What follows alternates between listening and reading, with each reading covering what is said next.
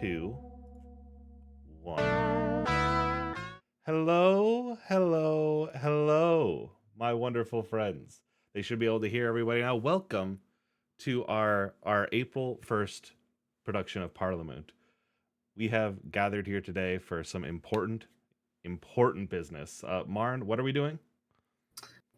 We're talking fandom drama. We're litigating problematic characters. In the most important fandoms of all. Yeah, we all dressed up in our business casual outfits.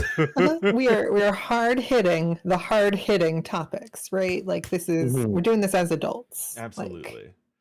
And I guess I have said to go first. We'll do our presentations, and there will be time for questions afterwards, both from our collaborators and our stream itself. So I guess let's get into it, shall we? Yeah, let's do it. All right. What hot takes do you have for us, Riley? So I'm gonna bring this. Oh yes, Juliet. Oh, I don't know. Like what opinion of Riley's? Like how will this change our relationship with Riley and with the network as a whole? Respect or disrespect me in a new and unique way? That's a great question. Well, at the end of the day, important fandom is the Moonshot fandom, so as long as we don't talk about that, I think we're okay. You're so right. You're so right. Well, let me just pull up the screen here. Give me 1 second. Be like, who's the hottest Wizard of Id character? Or no, dipshits. I'm teaching you about credit cards today. What? The hottest discourse I can come up with is none of you understand how credit cards work, and I do this for a job. I work in credit cards, and I'm going to teach you a little bit about them today. So lock in, get ready, let's go. To start, I'm going to be talking about a mile a minute. There will be time for questions at the end. Please hold them until then. I'm going to kind of go over the basics of credit cards, how they work, why you'd want and or need one, and specifically from there, the differences and some suggestions. I get these questions all the time. We're going to hit introductions. We're going to talk about why they're scary. We're going to break down the difference between credit unions and banks. I'm going to talk about business-specific cards. I'm going to show you how to read your statement, points, no points, what that kind of reward system on a cards does, and further from there, give you those suggestions. So without further ado, we're going to break right into it. First off, credit cards. There are, in order to get anything as an adult, to get any kind of larger scale loan, to apply for rent, to like apply to rent a place, to do anything like that, you need credit. Now, the credit score was invented in 1989. It is so new and it's bullshit that it runs our lives, but it does. I can talk to you a little bit more about how a credit score is built and put together, but that's going to have to happen after class because we just don't have time for it. Now, credit cards are the best way to build credit. They help make it look better. They also have good fraud protections. That's genuinely one of the things about them that help. When you get a fraud on your debit card, your money is taken from your checking account. It is much harder to get back because that money is gone. For a credit card, it's funny money. It doesn't really exist yet. And so they can get that back to you much easier.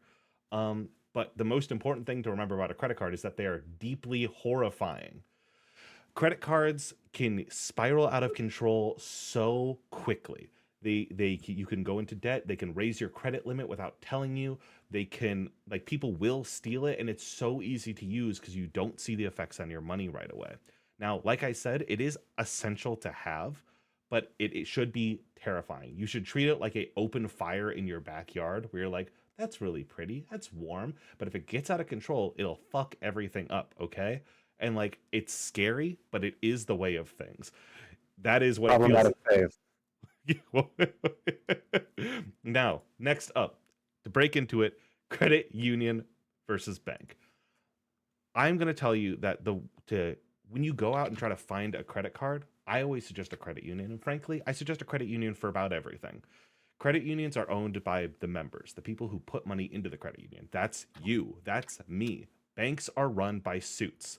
A credit union is a nonprofit. They're usually made for a specific purpose. Carpenters, teachers, postal workers, like a whole county, anything like that. They have specific members, and so you have to apply to join them in a way you don't have to for a bank because you need to be eligible for these things. Now, not only do they probably pride themselves on member service, they want you to like them more. They want to have that kind of parasocial relationship with you. They'll do what they can, and they have more wiggle room than a bank does. A bank will tell you to go pound sand if you have a late fee. A credit union might reverse it, and is more likely to. A lot of people working in credit unions are that one clip from Leverage where where Parker is just deleting medical debt. That's a like it's not to the full extent of that, but they will reverse your shit. Some notes here on why credit unions are good. These are just kind of overalls. One thing I want to focus on is that they might not know what they're doing. Genuinely, the thing with credit unions is that a lot of them will fold because they're giving out like 6% interest rates on credit cards. That's crazy. And that sounds like I'm being facetious. I'm not. I have seen these kind of credit cards put out at credit unions. And for those of you that don't know, the average rate right now is between 18% and like 22%. And that's considered good. 6% rate on credit card is crazy. And so these credit unions that don't know what they're doing, you can take advantage of them a little bit, and that is helpful. Plus, they live where you do. So I suggest look around where you live to find a credit union, and then we can start lending from there. Now, people who are good-hearted will suggest getting things like a business credit card, like an Apple card, a Target card, an Amazon card. They'll be like, that's a good first one because you already shop there. They're wrong. They mean well, but they're fucking wrong. So a lot of these cards are going to try to trick you into walking into a trap. That trap is called deferred interest. You've heard about this before. I'm going to try to break it down for you in a really quick way to make sure that you remember what this is. Deferred interest is like they come to you and they say, hey, you can make this purchase for 0% over the course of the next 12 months. And you're like, awesome, 0%. That's a killer rate. But in the fine print of that, it has deferred interest, which means that it keeps track of all the interest you should have gained over that time. Then, if you haven't paid off that balance at the end of the 12-month period, then you will get hit by all of the interest at once at the end. It's bullshit that it's legal, but it is legal and they can do it. So these business cards have that shit all the time. And on top of that, they already have bigger rates attached to them as well. You'll see these to be more through 22 to 28%. And it is such a large range. You don't get the benefits of good points on a card. You don't get good customer service. When's the last time you've heard anybody say, wow, I called Amazon customer service and they were so nice? Never. That's not a thing that happens. So if you know somebody, if you are a advanced credit card user, like these kind of cards can play out well because you use them in an arsenal of things that you are using. But otherwise, I would suggest staying away with them until you're more comfortable with things. Now, specifically down at the bottom, PayPal Credit, Affirm, Klonoa, these things where you buy one, they're like, you can pay for this over the course of the next 6 months. Isn't that fun? Those are traps, okay? Those are things that are genuinely meant to trip you up and get you fucked up by this deferred interest. So you have to be careful. It's okay to go into the mousetrap if you know how to get the cheese, but otherwise they'll end up breaking your back. Now, statements. When you get a credit card statement, it is full of nonsense. It is so hard to read. Most of the time, what you need is in the top right corner of that credit card statement. It's going to say previous balance, fees, interest, credits, debts, statement balance, maybe promo balance. And I just kind of want to walk through this entire chunk with you to say, this is what this means. So the way your credit card works is when you make a purchase on that card, say in January, you then get a bill for that in February, and you need to pay it in March. This is part of how they win, is because they get you to forget about the purchase you made, and you've gotten so down a path of like, oh yeah, I had a $0 statement this month. No, you had a $0 statement last month. It fucks you up in that way, right? And so all the transactions in January are batched to be on the bill in February to be due in March. Now, that then, if you don't pay it, you pay interest on it. That's what that interest rate is on the card. So say I have a previous balance sitting on my card of $126. I didn't pay it all down. I did my minimum payment. That's fine. I paid on time, so I don't have any fees. $0 added. The interest hits, which then kicks it up to 29.02. I get a refund from somewhere that's $5, and then I made $75 more in purchases. Now my statement balance is $225.47. And further from that, most minimum payments are generated either on a 2% of the total balance or 3% of the total balance. Statement balance is all you need to pay to avoid paying interest. When you call in, to make a payment or to talk to a credit card servicing agent, they will tell you the statement balance or the current balance. The current balance is everything you owe right up to this very moment. The statement balance is all you need to avoid interest. So paying the statement balance down is a good practice. It's not possible for everyone. That's okay. All right. The other thing on here is promo balance. That's the thing that we were talking about earlier with like the 0% for 12 months. You'll see when it's expiring. You'll see how much is left. Now, payments are applied in specific ways. The way I have worked, when you make a payment, I say I take a look at this card and I'm like, I'm going to pay $50 on it. The way that would then work is $50 would go to first, if I have any fees, it would go against those. Then it would pay the interest, which brings me down to what, $31, $21. Then it would go against the oldest and highest balance, which I believe would be hold on. It would go against the oldest available promo rate. Sorry, I had to think about that. So it'll pay down that promo balance before paying down the stuff that has the higher interest rate. That's a lot of information. If you have more questions, genuinely see me after class. So when you pay towards your credit card balance, it first goes toward the cruft before it hits the actual yes amount you've actually spent. Yes. You pay off you pay the bank before you pay yourself back for what you've spent. Fees, interest, then the oldest available promotional balance.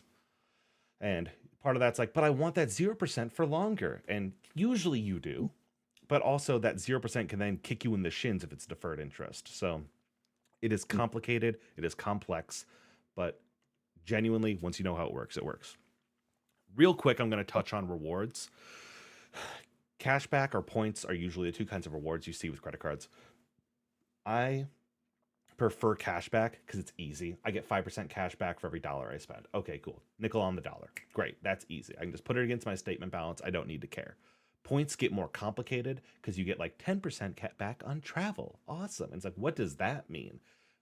Those are decided by MCC codes. I'm not going to get super into this just because I don't have the time, but MCC codes, every single card reader that Visa gives out gets a MCC code attached to it.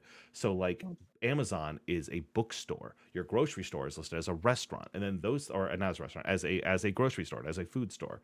And then those things are then broken down into bigger categories that the banks or credit union or the financial institutions themselves decide. And so if you ever are curious on how do I get points or how do I get rewards, what counts as what, just call your financial institution and be like, do you have a spreadsheet that breaks down the MCC codes that are under each rewards thing? And they should be able to give you an answer. Most of them just have that. But if you really want to play the game, points will work out better for you. I just don't fuck with that because you can often go to your phone app and be like, oh, if I go to fucking Buca de Beppo, it'll be double points. And that is better. But then you're just really in this credit card mindset, and I hate that shit. Now you have to go to Buca de Beppo. Exactly. Now, you'll see this on the bottom of every page I showed you, and I'm going to say it again for right now. I am not your financial advisor. I don't know your deal. I don't know what you got. All I have is the knowledge that I've gained from working the career I have. If you are looking to get a credit card to start with, because you're like, I eventually want to get a car, I eventually want to own a home, I eventually want to do something in which somebody is going to have to lend me money, then I suggest you start with a credit card with a low limit, probably something like $500 to $1,000, and build your credit that way. That is going to be an accessible and easier way that won't get as out of control as something worse. Now, with a limit like that, you do have to ask them, hey, don't increase my limit, because sometimes financial institutions will increase your limit without telling you for good behavior, and that shit will make your credit look better, but it also puts you in a lot more danger really quickly. So look around where you live for a credit union near you that you are eligible for. Look for one with high ratings on Yelp or Google Maps or what have you. Call them on the actual phone and ask, are there any credit card promotions right now? Something like a 0% balance transfer, something like a 0% introductory APR, something like that. What is your as low as rate? That's if you have good credit, that is as low as the rate's going to get for you. What do you suggest for someone with new to cards? And can I request a lower limit? Literally just ask them that. Sometimes they'll have good answers. And then what is the grace period for payments? When is the statement date? And how can I pay without a fee? Sometimes people will be like, yeah, you pay $3 if you make a payment over the phone. That's bullshit. That shouldn't be allowed. You don't have to pay somebody to give them money. That's stupid. So figure out how to do that, figure out when your due date is, and figure out how late you can be. Now, the final thing here I want to get out is, first off, shout out to my friend Melanie, who took a bunch of stock photos back in college, and I used a bunch of pictures of her here because I thought it was funny.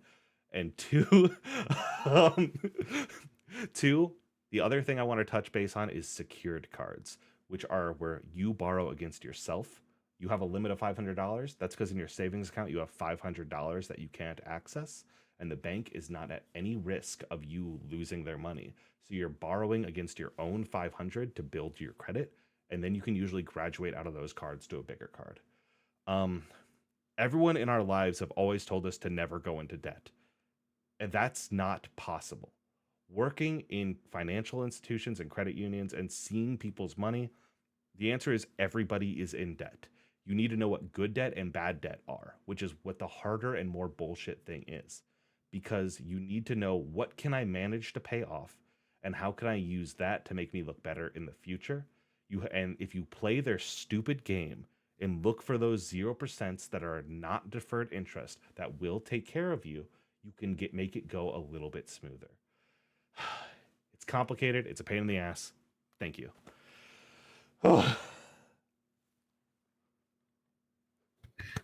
Do we clap? Yeah, you can clap. You can clap. Are there any questions on the board? That's a clap-worthy presentation, Riley. Thank you. Yeah. I cut time off of that because I was talking with Mac, and Mac was like, "Okay, I think you can lose this, this, and this because you're talking too fast. You're like you have too much shit to go over." Genuinely, does anyone have any questions, either here or in chat, that I can get into right now? I know this is a complicated question, and you probably can't give me an answer in like 2 minutes. Mm-hmm. How do I make it work for me? What is the pattern that is good behavior? They want you to be making beyond just a little more than paying what I already have, basically. The way the FICO score works and is set up is that it looks at how much credit is being allotted to you, how much credit you're using, and how consistently you're paying that money back. Now, say right now, I've been doing, everyone knows I've been doing a shit ton of house projects. And because of that, I've built up card debt. I've used some of my allotted credit that I had. My credit score is looking rougher now because more of it is being used, but we're paying it off consistently. And so it's going up more. In order to make it work for you, the hardest thing is you just have to use your credit card and pay on it. If you use your credit card, and if you don't use your credit card at all, you don't build credit, and they just see it sitting there and they're like, oh, well, they don't touch credit, so it's a bad credit score. If you do use your credit and use too much of it, they're like, oh, they're using all their credit, bad credit score. No one understands how credit scores work fully because it is bullshit. In order to make it work for you, what I have done is I look at card upgrades within the places that I know. So I know if I switch from the points card to the cashback card, then I get to trigger the 12-month the 3-month introductory period where I am able to get I'm able to get a 0% APR for 12 months with no deferred interest, but only because I've got the welcome period for this other card. Now, if I downgrade it again to the points one, oh, look at that. The balance transfer rate's back up. And you have to play them like a fool because they're trying to play you like a fool. It sucks. But that's the thing that has worked for me. For when we got our new window and the 2 new doors, we did that because we were able to have a credit card we already had, did an upgrade on that card to the cashback, which got us this introductory period. It sucks. And that's not a good answer, but it's you just have to learn it. The reason I got this job is because I don't know anything about credit cards. And I was I need to learn. And I was I'm going to get a job in the thing and figure it the fuck out. And it sucks. I can talk more about it later, but to address some chat questions, Goku wouldn't use a credit card. He is broke, but constantly gets money from Mr. Satan. T-Cabbage, if I'm looking to move around the state soon, should I look into a local credit union or try one of the bigger bank companies? I'm going to tell you straight up, don't do a bigger bank. There are big credit unions if you really want to. There's Green State, Navy Federal, Digital Federal Credit Union. I'd say find something that has a branch where you want to go and start looking around there because they're going to be able to help you more than anyone else. Secondarily, PUD, I use NerdWallet. NerdWallet is more of our friend. It just helps you keep an eye on your credit score, keep an eye on what's going on. Don't pay them, but they have a lot of good resources. And further, a lot of credit unions have things that are like financial wellness tools that are available to non-members, where you're able to go in there and actually look at shit and learn more about credit cards, learn more about lending, and improve your financial well-being for the future. If I remember right, NerdWallet also has some like decent tools for like evaluating credit cards against each other and trying to find like what is a good credit card versus which ones are traps. Yeah. We have, I think, the Amex Blue, the Amex Sapphire works well. I like it.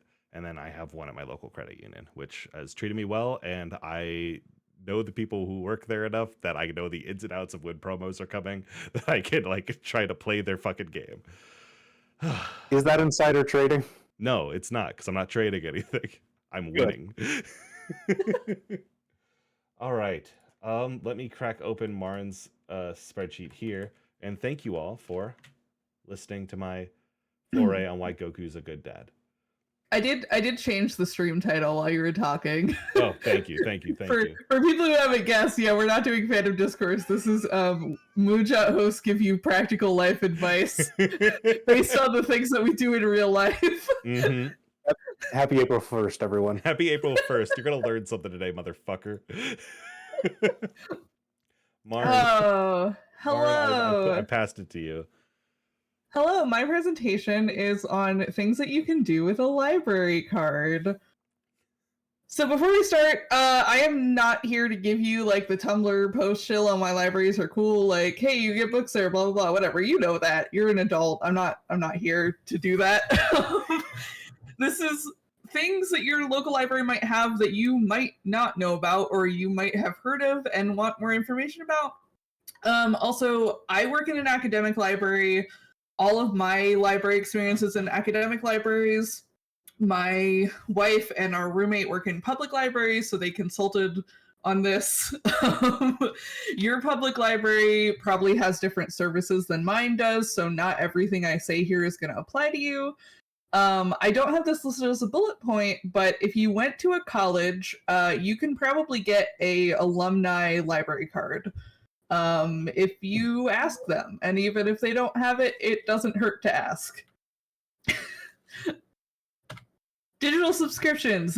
I'm starting at like surface level things that most people know about, and then we're gonna go deep. You can get digital subscriptions to audiobooks and ebooks. That is the one that most people know about.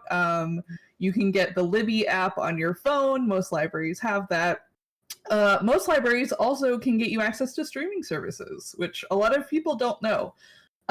Canopy is the big one. It has a lot of like foreign films and like award-winning movies on it. A lot of academic libraries will also get you access to like very, very specific streaming services that have like documentaries and stuff on them.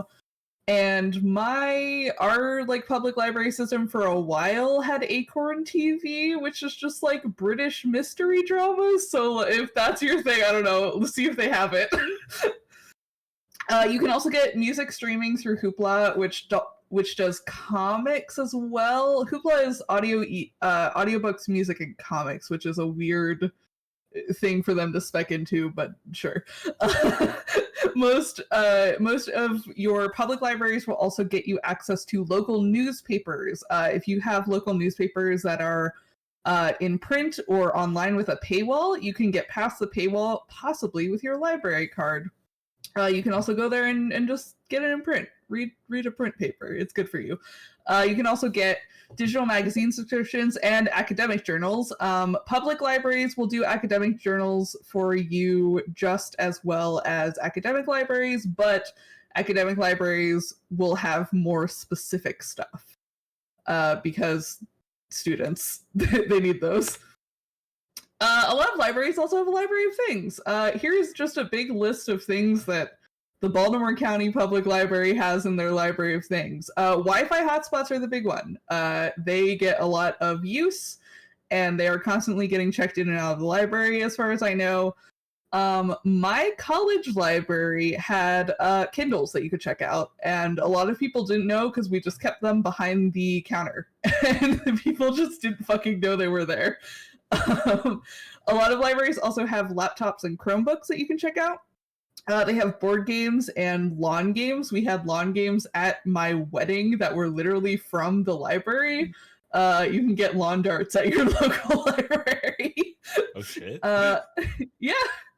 A lot of libraries also have CPR training kits. I will go into this later when I talk about programs, but a lot of them do CPR training. But you can also grab CPR training kits. Yeah, CJ in the chat says mine has national park passes. Ours have something called a adventure backpack, which I think has national park passes plus like a backpack and some other stuff in it. You can get engravers, you can get an induction stovetop, you can get a karaoke machine, you can get fishing poles, telescopes, cameras and tripods, and also citizenship exam study tools. So yeah, go to your public library branch. They probably have a page online that's like, here's all the stuff in our library of things that they keep updated. It's very cool. They have a lot more stuff in there than people think they do. So go check it out. On-site services are the big one for public libraries. Ours has both a makerspace, and certain libraries in the branch have 3D printers, which you can get certified to use on site. You can just go there and 3D print your shit. It's very cool. They also have digitization labs where you can go and talk to a library employee about digitizing your, like paper records, photos that you want digitally. Some libraries still have fax machines, which is very cool. I learned that some Baltimore ones do when I was looking up stuff for this. Some libraries also have recording studios. There's one in the Baltimore County branch that does, and they record, they have like a teen group that records podcasts there, which I think is very cool. That's so you can cute. podcast from your library. You can also ask library employees for one-on-one help with tech problems you're having, with your resume, stuff like that. A lot of library PCs also have assistive software for blind patrons. Most libraries have a social worker on staff. Some of them lead programs, some of them you can just go and talk to. And also, quiet study in meeting rooms. When I was planning my wedding, we literally used like a quiet meeting room at the library and just like piled our whole wedding party in there. That was where we had our meetings, or at least one of them.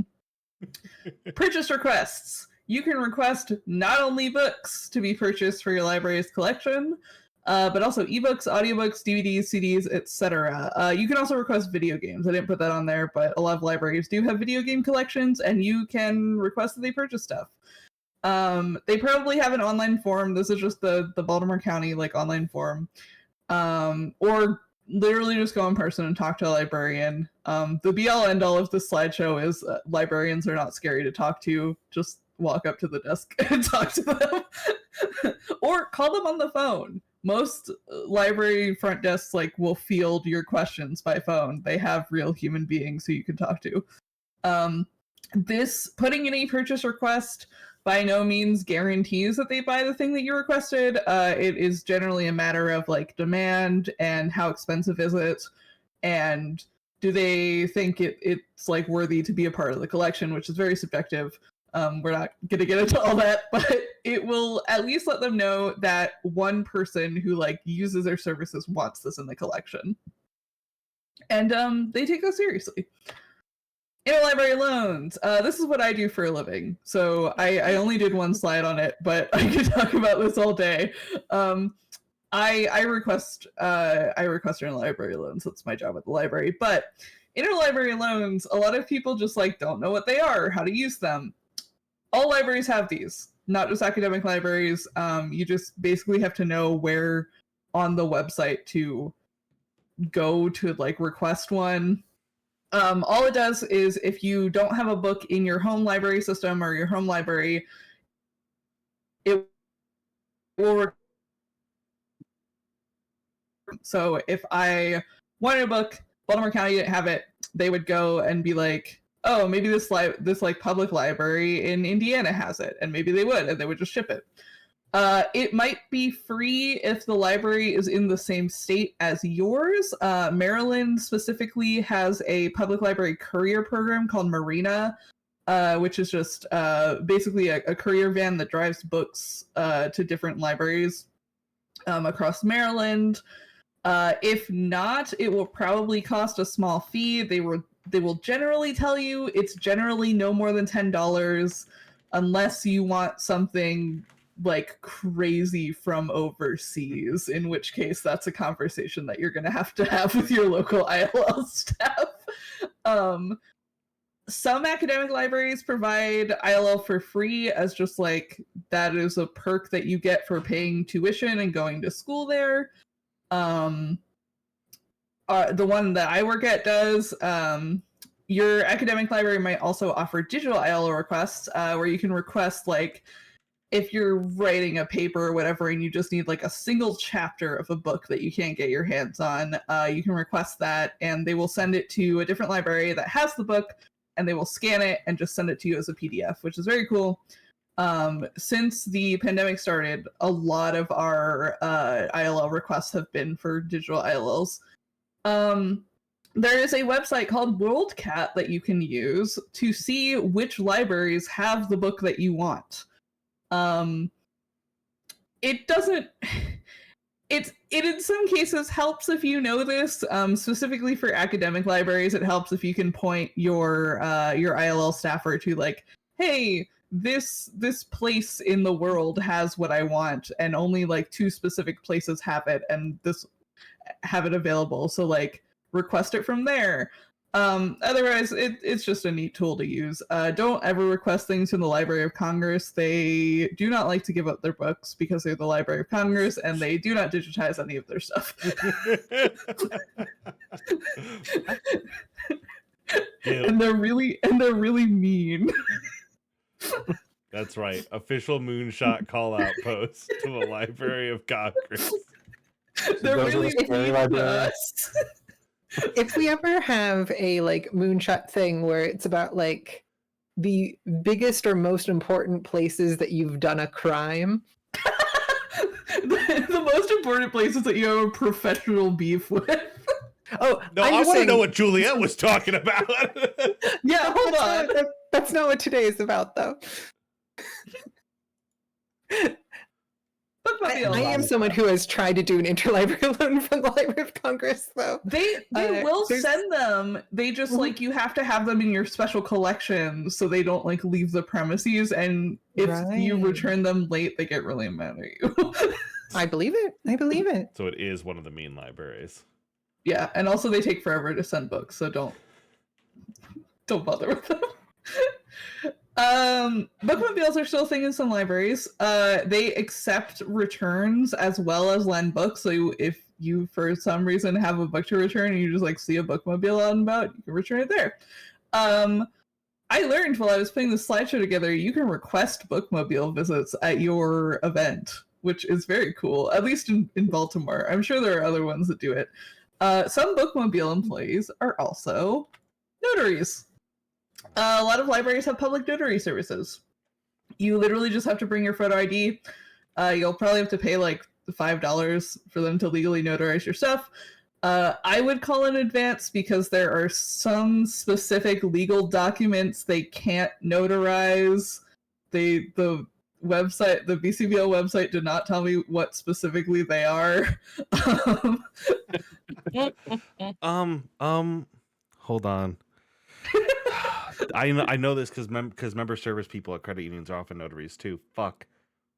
I can't remember. I know I had to call my friend who was a notary to come to my home, and I made him dinner, and he stamped my vote. So that way, that's so funny. Said I wasn't who I said I was. I was like, I am, man.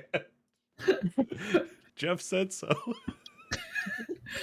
Some libraries, in addition to notaries, also have passport agents. My wife is one of these. She really likes it.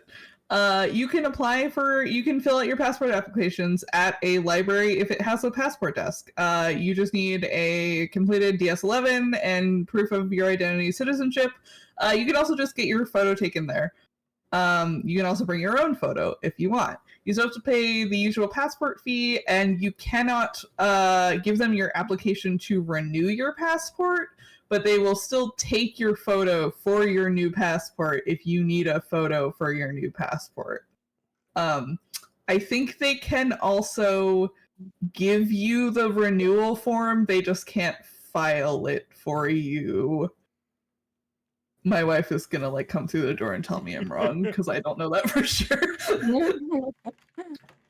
Many libraries have programs. This was the slide that my roommates were very excited to help me work on. I literally just like went through our local libraries event schedules and put on here a bunch of cool stuff that they have. They have English second language classes and also conversation groups, clothing swaps, financial literacy classes. During tax season, a lot of libraries will do specifically like free classes on doing your taxes and like preparing your taxes that you can go to and just like literally have somebody like sit with you and hold your hand through doing your taxes. They also do classes on like public benefits assistance and workshops specifically for small business owners and entrepreneurs. Craft socials, a lot of libraries do this now where they have like knitting groups and also just like come and bring your sketchbook and hang out for an hour. Book clubs are also big. Your library probably has a book club or 5 happening at this very moment. Other libraries in your local branch will have different book clubs, and there is probably a big list of them somewhere for those with the eyes to see. Health and wellness classes are also a big thing that libraries do. You can get CPR training there. You can get Narcan training. They do education for new parents and caregivers, and also gardening courses. While I was making this slideshow, I found out that one of our local libraries is doing a course on how to identify invasive plants, and I was like, damn, I should go to that. That sounds very cool.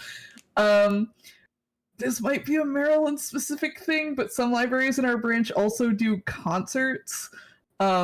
Specifically, I know someone who works at one of the libraries in Baltimore County who is like in a band and very in the punk scene and will just like invite bands to play at the library that he works at, which rules.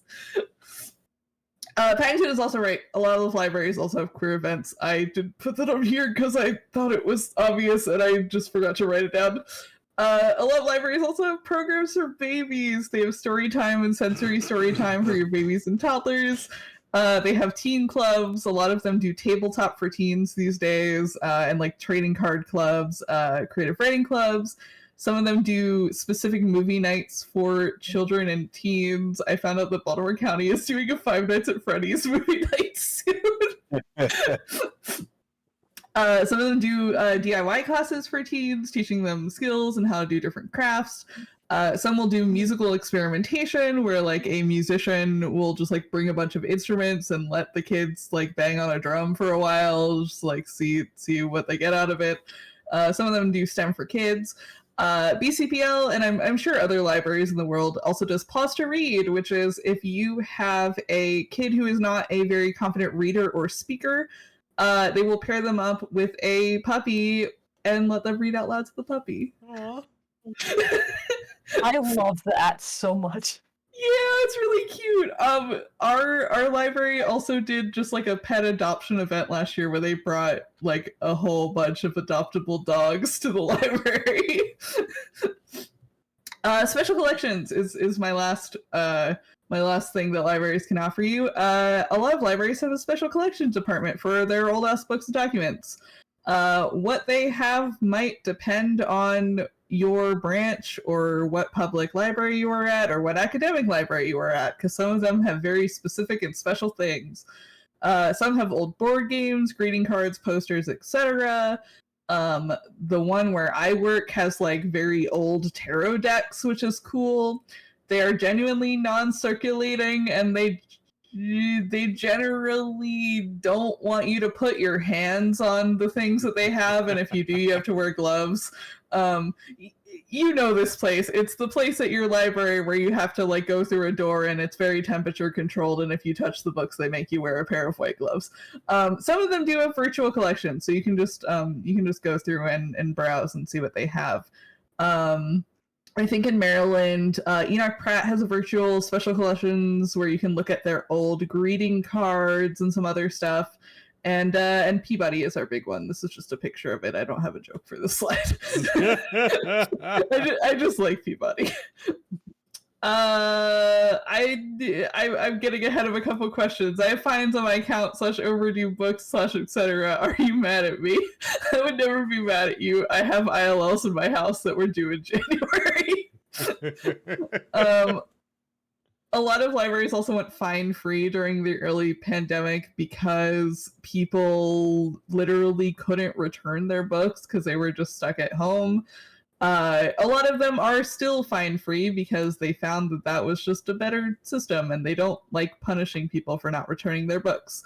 This counts for academic libraries as well. The one that I work at doesn't really fine people unless you like fuck up catastrophically. Like we had somebody who lost a signed first edition of a book recently.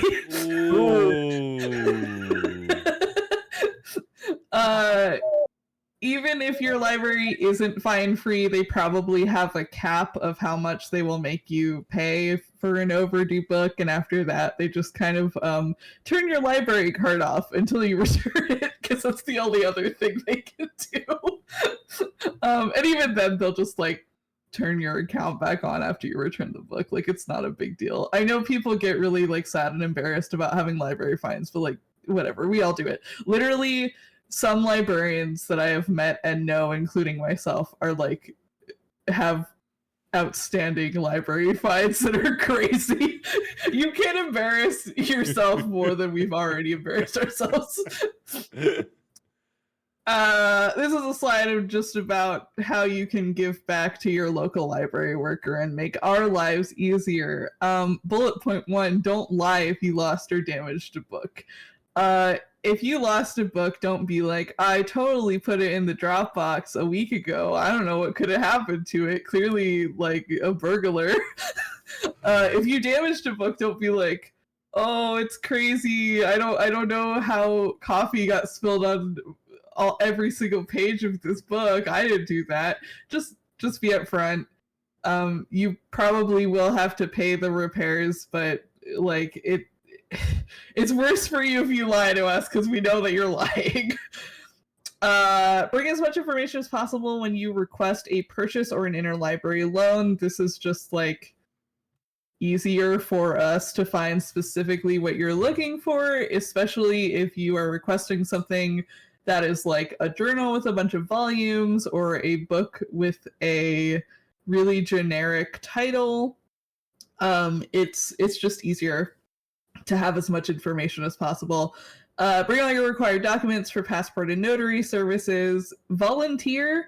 Most local libraries are looking for volunteers for summer reading and other events. Genuinely, just go do it. It's very cool. They like having hands on deck.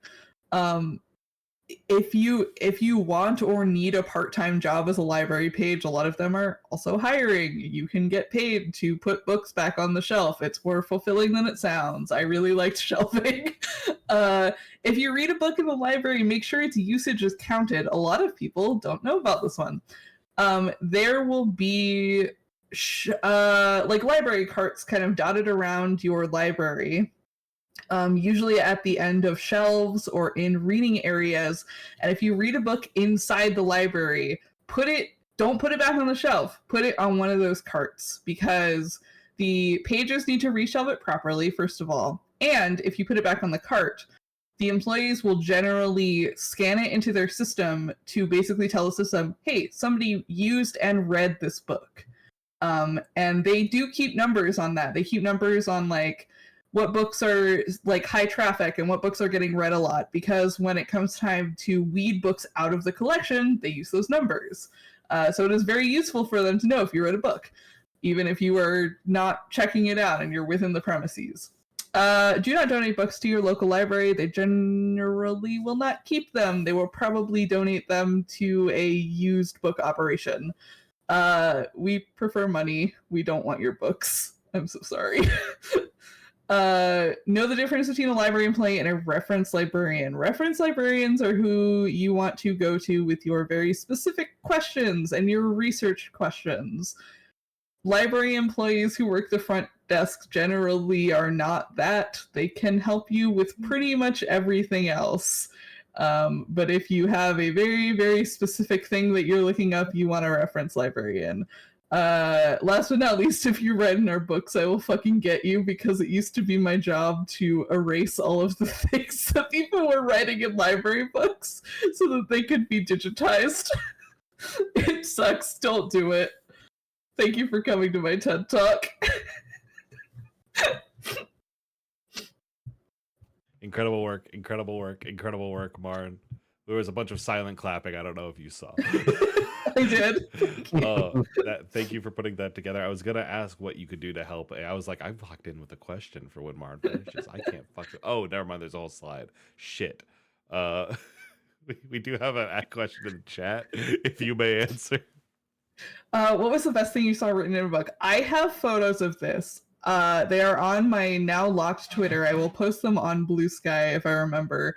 There was one where someone was clearly writing in a book with like a giant oversized novelty pencil. Because the size of the words and the stroke of the pencil were like comically large. Holy shit. Okay. God damn. That's hard to beat. I'll go find it so you can show it on stream, maybe. Hold on. Oh. Well, Marn, genuinely, thank you for putting that together and teaching us about libraries here today. Please support your local library. If I can recommend something to anyone who wants to write in a book, have a bookmark on that page and write on the bookmark. I thought I don't know for sure you were going to say something crazy. I thought you were going to be like, die. Like, that's not Juliet. Just scream into the book the words that you want to imprint. Later on, someone will open the book up and hold it up to their ear and hear the resonance. As someone who handles used books, I mean, not with the frequency of a library employee or librarian, but the thing that is very close to writing on a particular page is finding a bookmark that somebody has written like a whole paragraph of, oh, I thought you would find this thing interesting, Janice. This goes back to our conversation last Thursday about the men with the tall hats, and it's like, oh wow, I had this flash of the moment of the person who was experiencing this, or even handing it to a friend or something like that, who wanted to leave the mark here. But then that can just be removed and Marn doesn't have to erase it. We did used to have a wall of weird shit that we'd found in books at the library. I once found the business card of a Yale secret society in our library alone, and I still have it, and I emailed them. And they sent me their website that was full of ARG puzzles. That's solve. Awesome. That bangs. Yeah. I thought you were gonna say, and they sent a killer to my house. That's awesome. That fucking rules. That was very cool. That's actually who Marn is. Marn just took over the previous Marn's life. I see. You're a Billy Shears, Marnie Shears situation. All right, Juliet, you're gonna be coming up next. If you want to full screen your. Am I 3? I thought Sam was 3. Oh, Sam's 3. Yeah, that's Sam. I'm happy to go 3. Then Sam, I got you set up for 3. Sam's If you want to full scale that window, or not, Control F5 to bring it full, I will pop it open. Well, audience, how are you doing tonight? Yeah, audience, how are you guys doing? Real quick, I realized I never said what I don't know if I said what an appropriate credit card interest rate is, and it's 18 through 22% is I think a good interest rate.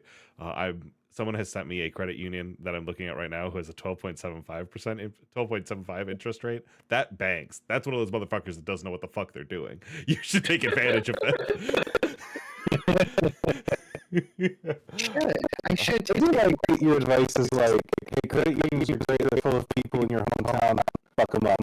Because they're trying to fuck you. So you should. It is like working in a small business. They are asking you to work large hours that don't work, and you steal candy from your job. Like that is like how that breakdown works. Sure. Sam, I am putting you full screen. Godspeed. Thank you, thank you. We're getting important topics here today. Oh, crunching really quickly. 1 second, let me fix that. That is going to be here, and then give me 1 second. They can't hear you really quick. This is the how the Discord voice input chunks it once a stream for no fucking reason. Give me one moment. I appreciate your patience, gang. For some reason my desktop audio one got denied. So now I've got this background. Can I get a test sound? Test. Test. Test. A little too loud. Test. All right. Are we here? I think you like are. back-to-back cricket matches. If we are here, if a mod could delete a message in chat real quick, that'd be great. I think. I'm not sure if this is a bit. That's got to be Grizzy. Give me 1 second. Let me fucking. Pat got it. Thank you, Pat. Pat. Are we live and You should visible? be up. You should be ready. I was just checking to make sure I wasn't on that same thing. No one did. It was a bit. All right, Sam. I'm ready. Tiger. Hello and welcome to my presentation entitled Money Talks, Navigating Insurance and Behavioral Healthcare. My name is Sam. I have my Master's of Science in Clinical Health Psychology. Today, we are going to be working to understand insurance terminology. We're going to be identifying potential pitfalls while navigating health insurance. We're going to consider ways to reduce behavioral healthcare expenses while still obtaining appropriate services. And last but not least, we're going to be familiar with some therapy resources and those that you definitely should not use. So, this is me. I graduated in 2016 with my Master's of Science, as I said. That is a picture of me in my very first office that I got when we had some like reorganization and such. Very proud moment for me. I currently do telehealth, and so I've been seeing clients for the past 9 years now, I think it is. I am a psychologist in Michigan. I have my limited license. I'm a limited licensed psychologist, which is important. There's different levels there, but which will come up a little bit later. But it's really helpful if you're in Michigan. Sorry for the rest of you. And then the last but not least, I am a psychologist. I am not a psychiatrist. I did not go to med school. I do not do blood. I do not want to give out meds. Psychiatrists are the ones that distribute medication and work with you in that way. They're typically not trained in like talk therapy and things like that. I'm a psychologist. I am trained in cognitive behavioral therapy, acceptance and commitment therapy, motivational interviewing, among a number of other things. And I do not have my PhD. Do not tell me to get my PhD. Thank you, Mom. All right. Health insurance. Everyone's favorite thing. I should say, I used to somehow be the HR manager of the clinic that I work at. I do private practice. I've had a limited amount of experience in community mental health care. So this is more or less directly taken from the orientation binder that I made back a while ago and explained to every single person that came through our clinic to give services. So you're welcome. I've taken out the doxing stuff. So insurance terms in the most general sense. We have premiums, and that is the fee that you pay monthly to an insurance company to have health insurance, period. Premiums are kind of interesting. You can have a higher premium and a lower deductible. You can have a lower premium and a higher deductible. It kind of depends on what kind of health what kind of health care that you need, and kind of predict the future a little bit. In network, the provider has an agreement with the insurance company to provide care. You'll, in the clinical side of things, you'll have people be paneled, and that is basically the insurance company agrees to work with me and be in network. And that means that basically they have, if you pull up Blue Cross Blue Shield, your name will come up there. There's different levels of how a mental health care professional can be on those lists. Generally speaking, fully licensed psychologists across the nation can be on that list, but that's a little bit in the weeds for what we need to get into today. Benefits are just the whole arching thing. They are sometimes beneficial, not always, but it's the whole healthcare services covered under an individual's health insurance plan. Okay? Let's see. Insurance terms continued. First and foremost is deductibles. So that is the amount that an insurance policyholder pays for covered healthcare services before the insurance plan does jack shit. So if a person has a $2,000 deductible, they have to pay for the first $2,000 of whatever medical expenses they're covering. So that before insurance does anything else. So I've seen deductibles as low as, I think the lowest I've ever seen was like $250, period, which is great, like incredible. I want that plan. The highest that I've ever seen is about $8,000, which was mine back when I was younger. And so being able to navigate the term of that, typically I see deductible plans that are on the like $3,000 to $5,000 range. And it really depends on what plan you have, what kind of coverage you have, or what that looks like. Again, deductibles are interesting because if you have an individual plan, it's just you that's paying into that. If you have more people in the household or more people under the plan, all of their medical expenses go into that deductible. So in my practice, I see a number of like younger people or people who have like a family plan or something like that, but they hit it a little bit earlier in the year based on this. Conversely, I have some people that have a lot of really expensive medication that they have to get on, and so they hit it really early in the year too. So it really depends. Some people don't hit that whatever amount until much later in the year. In January, my clinic calls it deductible season, which is not as cute as it sounds. Co-insurance, the percentage of cost of a covered healthcare service a person pays after they pay their deductible.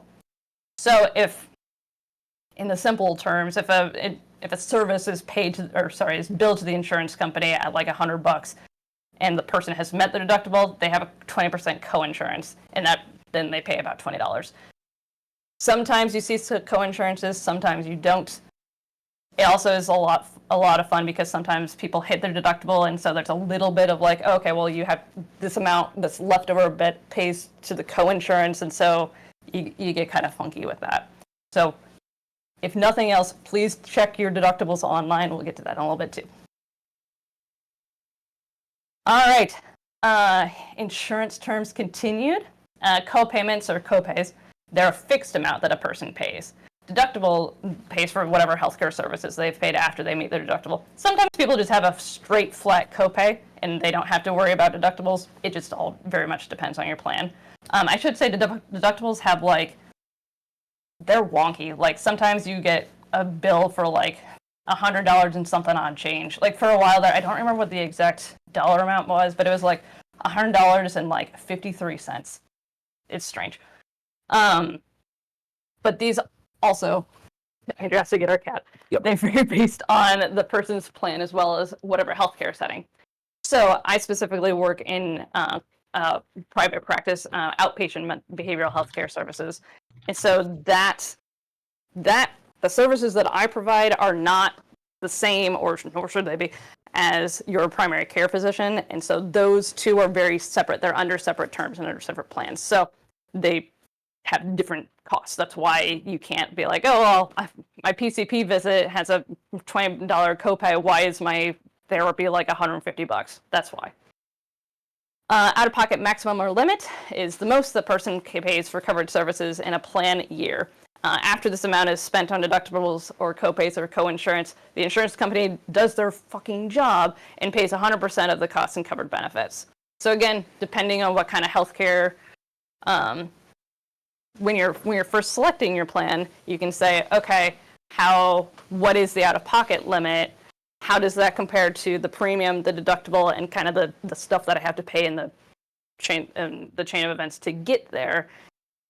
What kind of what's going to benefit me the most. So all of these things are things that you should be looking at when you're choosing whatever healthcare plan that you have, and when you're choosing, like, if you have any kind of life event. That sometimes you get that option, sometimes you don't. But if you have that option, you should definitely be looking at all of these different numbers. Again, you can hit that whenever. It's a little bit harder to hit that after you hit your deductible, just because it's going up in increments of 20% or 30% instead of increments of you're paying the whole dang thing. And lastly, just cash pay or out of pocket. You choose not to use your insurance, or maybe you don't have access to insurance for your healthcare costs. Health insurance sucks, y'all. You don't say. Things to look out for. Deductibles restart yearly. Typically, they restart in January, hence deductible season. Sometimes people are aware of this, and sometimes that they are not, and sometimes they're hit with a bill for a lot more than they were paying in December and get kind of upset about that. That happened to me. All of these things are going to be explained in your what the insurance company calls your explanation of benefits.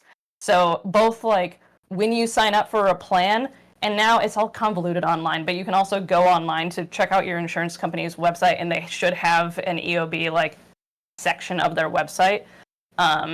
And two, whenever you pay for a service and use your insurance, they send you an explanation of benefits of like, this is how this cost breakdown is structured, which sometimes you have to pay and sometimes it's covered in full, whatever.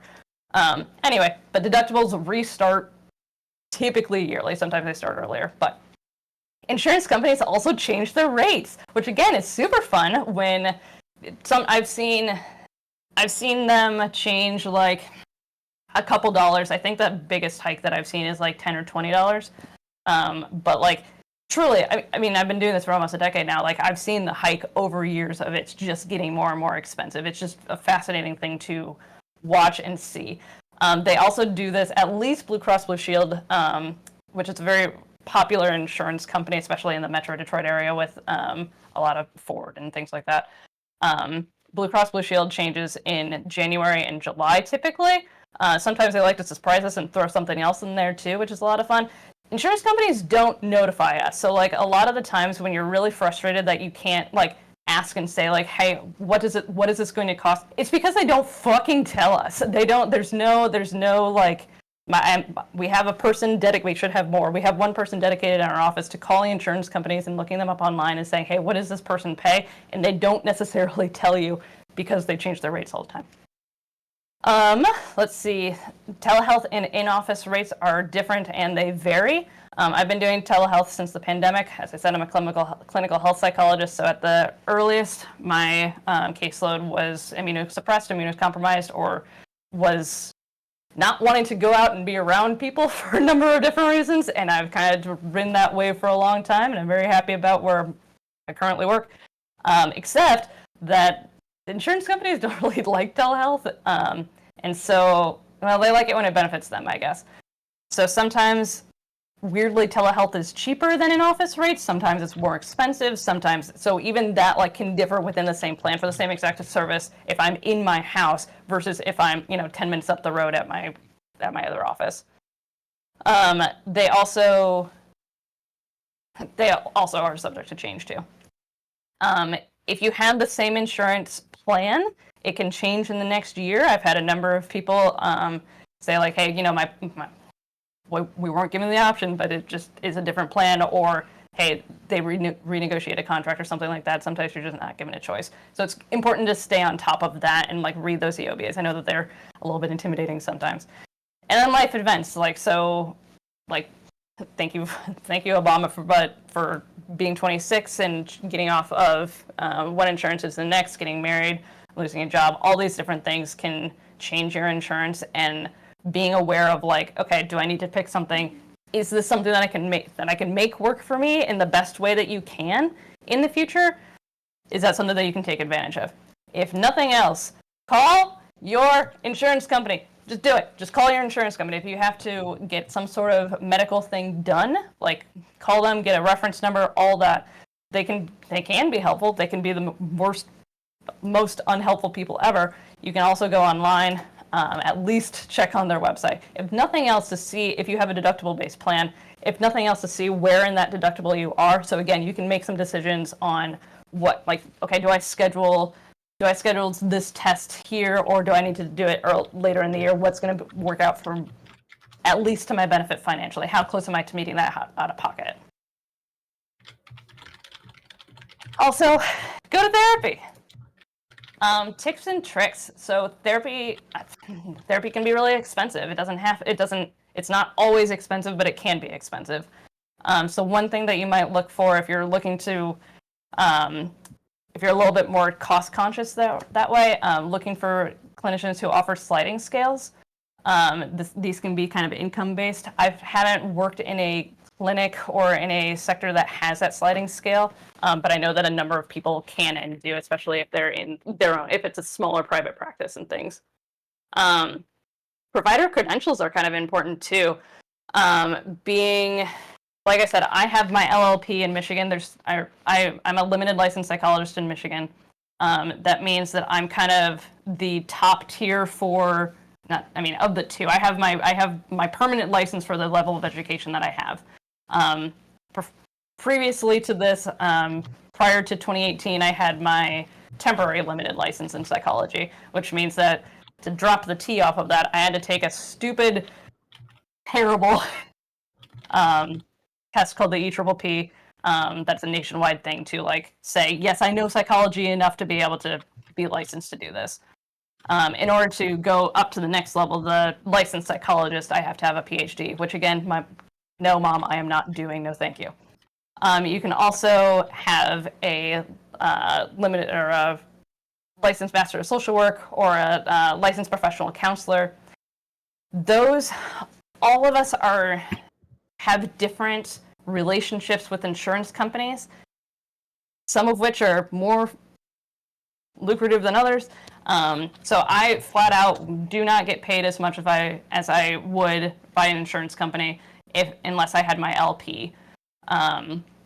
So that might be something that you can use to your advantage of hey, I don't have the finances for my insurance to bill at a licensed or at a licensed psychologist level, but I can probably see a master's level psychologist and still get adequate care, y'all.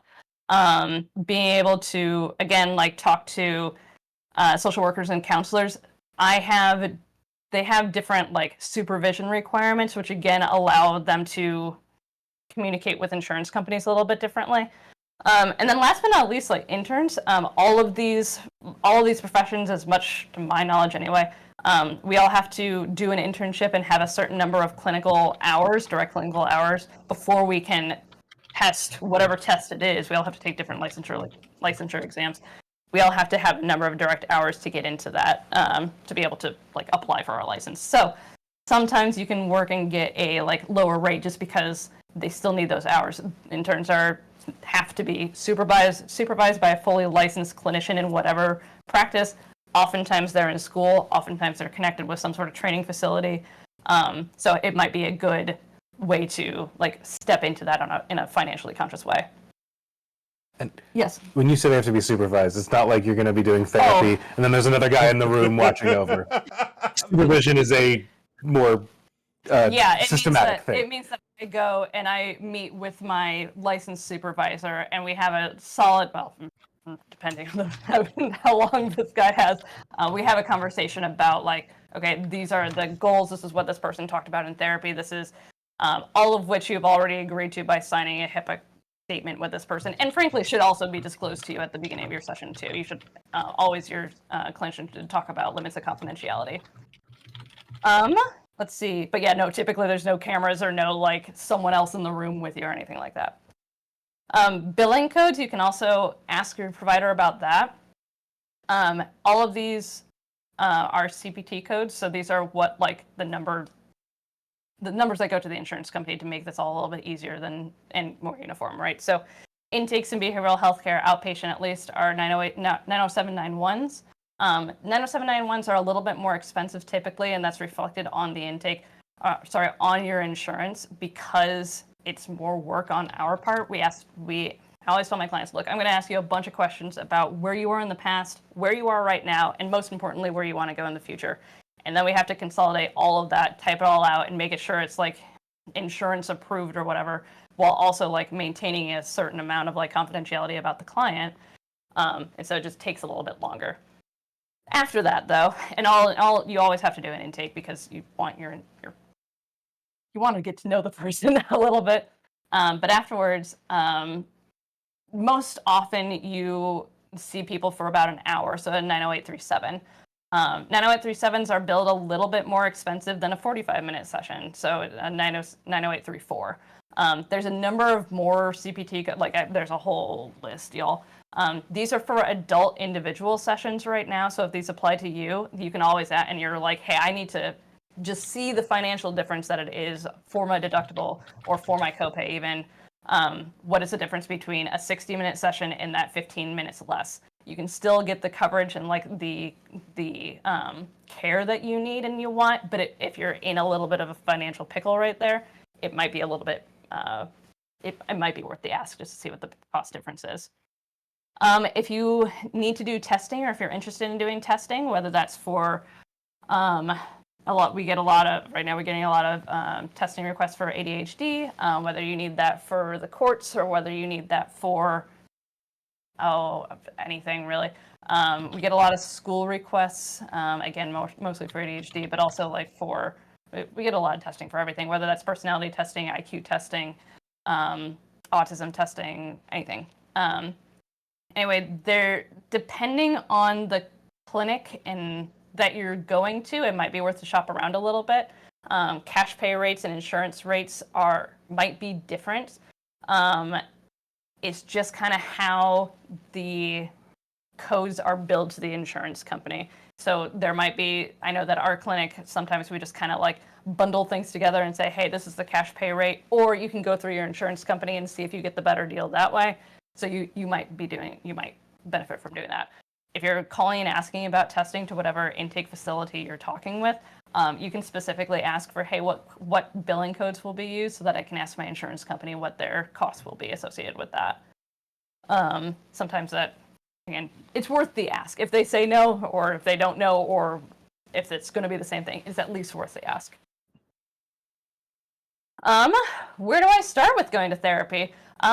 Maybe, here's my PSA, maybe avoid considering places like BetterHelp, which specifically just settled for $7.8 billion for using personal data, like answers to personal health questions for consumers to advertise on social networking without their consent. So maybe don't do that one. I understand if that's something that you need to do, but just like take that into account of how you want your data to be used. There's a lot of potentially better options. You can always go to psychologytoday.com. Psych Today is great because you can filter by what topic you want to discuss with your therapist. You can filter by therapist specialty. You can search by your area. You can search for, truly anything under the sun. They have that as a search option there, which just helps filter out. You can search through your insurance company's website, make them useful for something.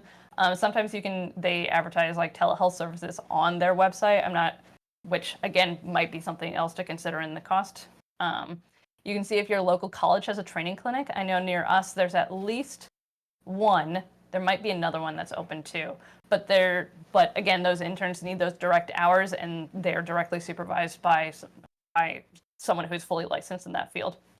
Last but not least, a good old Google search is just like, hey, therapists in my area, things like that, and kind of see, hey, what are the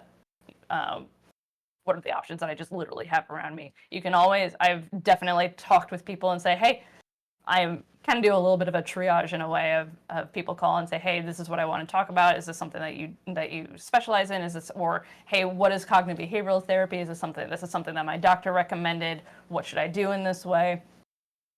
So please feel free to call. Some people bill for that time, most people don't. But you can definitely call and ask, or email too. Psychology Today has email. My ultimate advice as far as pursuing therapy is just have a good relationship with your therapist. It's super important. In some, they've done some studies to show that the relationship that you have with your therapist is sometimes better than or sometimes like at an equal level than whatever modality they're using for specific diagnostic concerns. And so find someone that you like and that you can click with because you're being very vulnerable with them. So I wish you all the best. If you have, please, I hope if you have any questions, let me know.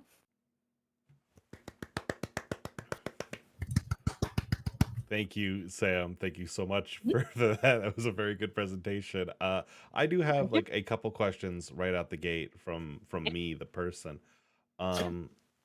Two things. Like first off, how do you like? I find when I've tried therapy before, I have bounced off of it in a way because I struggle with actually telling the truth when I am being vulnerable to a stranger.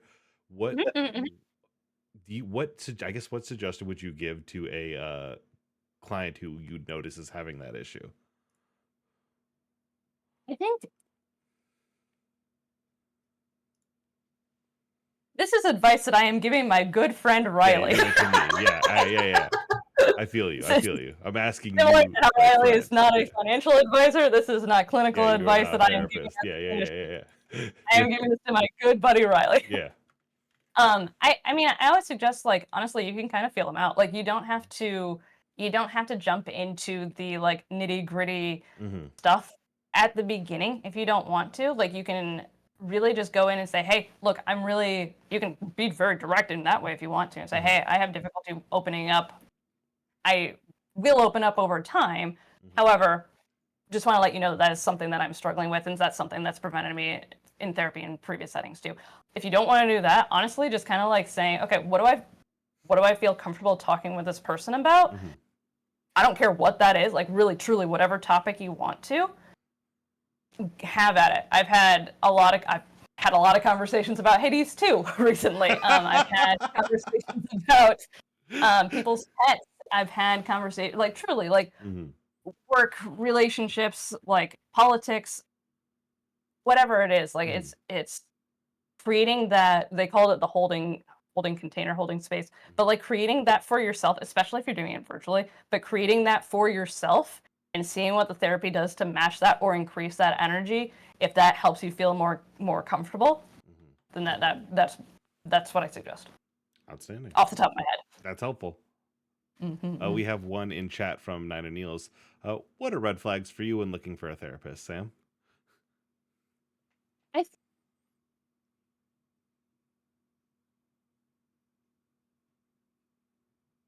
Are you thinking or did you freeze? Oh, you're thinking. Well,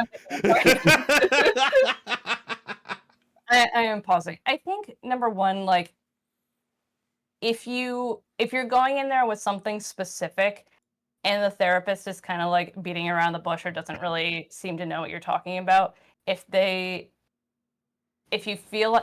honestly, like, I know it's the theme of my presentation, but like honestly, if they have any like hems and haws about talking about money, is kind of a like red flag for me personally.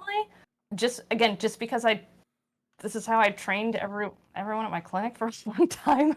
And like, that's a way that you're setting the frame for the therapeutic alliance anyway.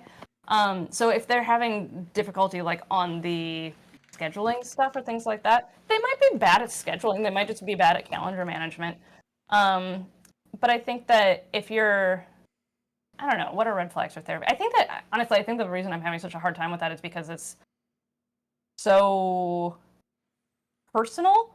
But like, so bad vibes, number one, is probably the best one. But if you also just like don't get a sense that they know what you're talking about,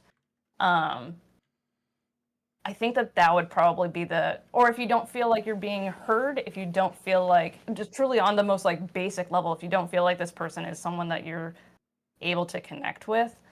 Let's see here, what else?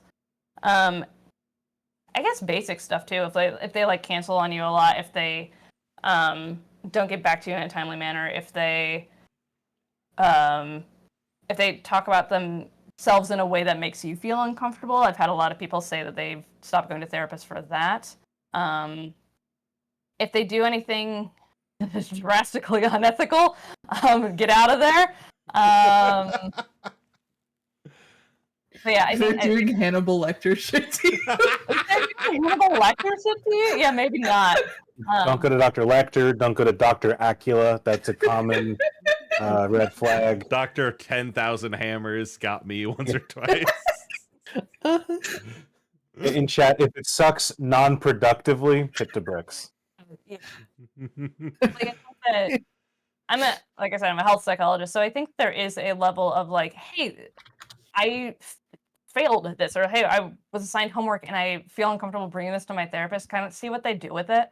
Like, I think that, again, trying to be collaborative in session, like, you're not there to make anyone feel bad. You're there to, I mean, it might feel bad, but you're not there to like shame and to like create that kind of space. So kind of take, like, okay, well, how does this person react to that? I think that's it. Outstanding. Well, thank you so much, Sam, for your TED Talk.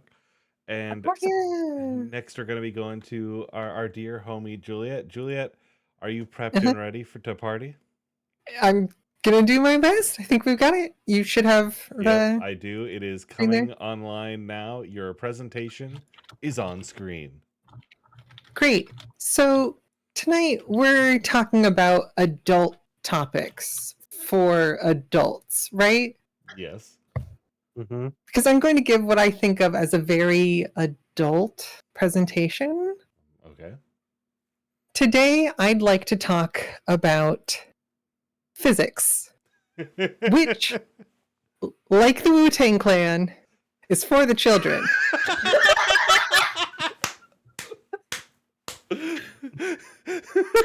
We're having physics popping off in the chat. We got some real physics heads in there. For our chat, the Wu-Tang Clan is a group of rappers from the 90s and early 2000s. Uh-huh. Hi, I'm Juliet, and I can't talk about my current day job for confidentiality reasons, and also to not give financial advice. But I can talk about something I've spent most of my adult life doing, which is teaching. You will, in the course of your adult life, encounter children, and they will need something to capture their attention. I can speak somewhat definitively about those two things. And so a question is, why not have that attention also enrich their lives?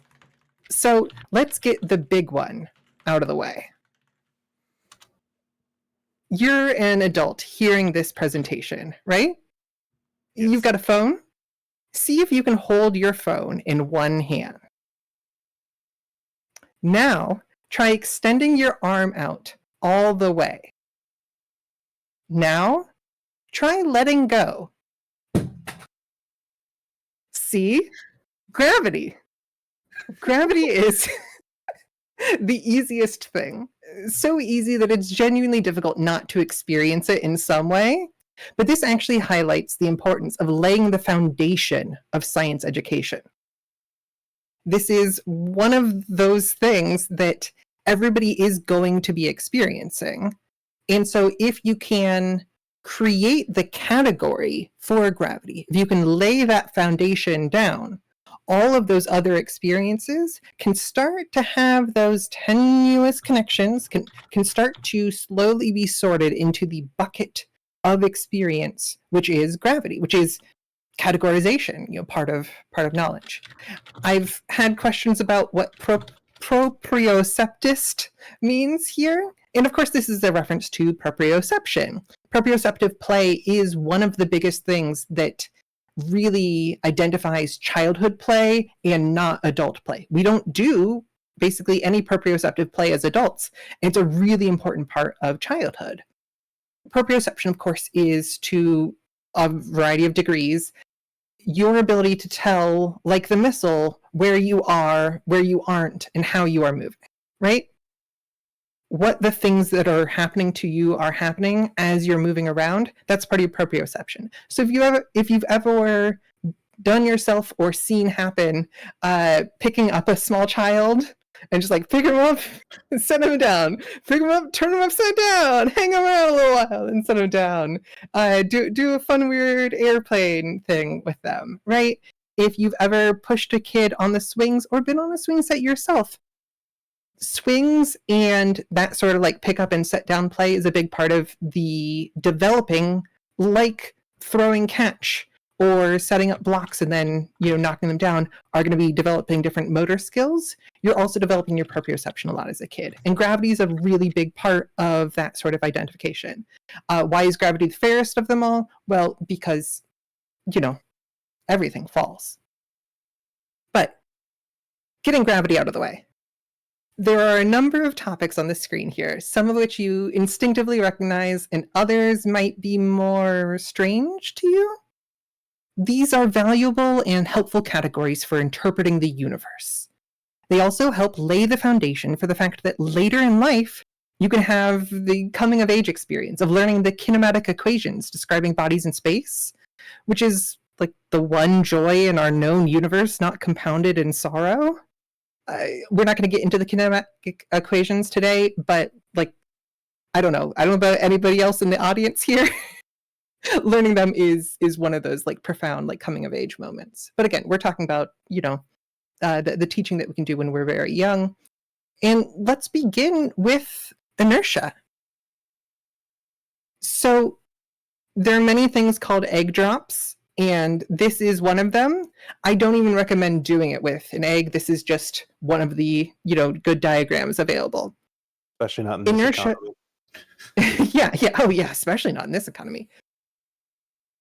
You don't need the styrofoam plate here. You don't need the egg here. You don't need the pie tin underneath. You don't need the glass. You don't need the water. You don't even need the toilet paper tube, although those are usually pretty easy to come by. You can do this demonstration and get it to a kid-friendly availability with a stress ball, a piece of cardboard, and a cup. You don't even need water in the cup. Though if you are using an uncooked egg, I would probably recommend having water in the cup just to kind of help with when it falls. The idea here is very similar to a thing we all know, which is the tablecloth trick. When you pull the tablecloth and all the silver and all the things stay on. But we don't need to do a big flashy thing. We want to get it to the simplest elements and easily repeatable. And that's what a stress ball and a piece of cardboard and a cup can do.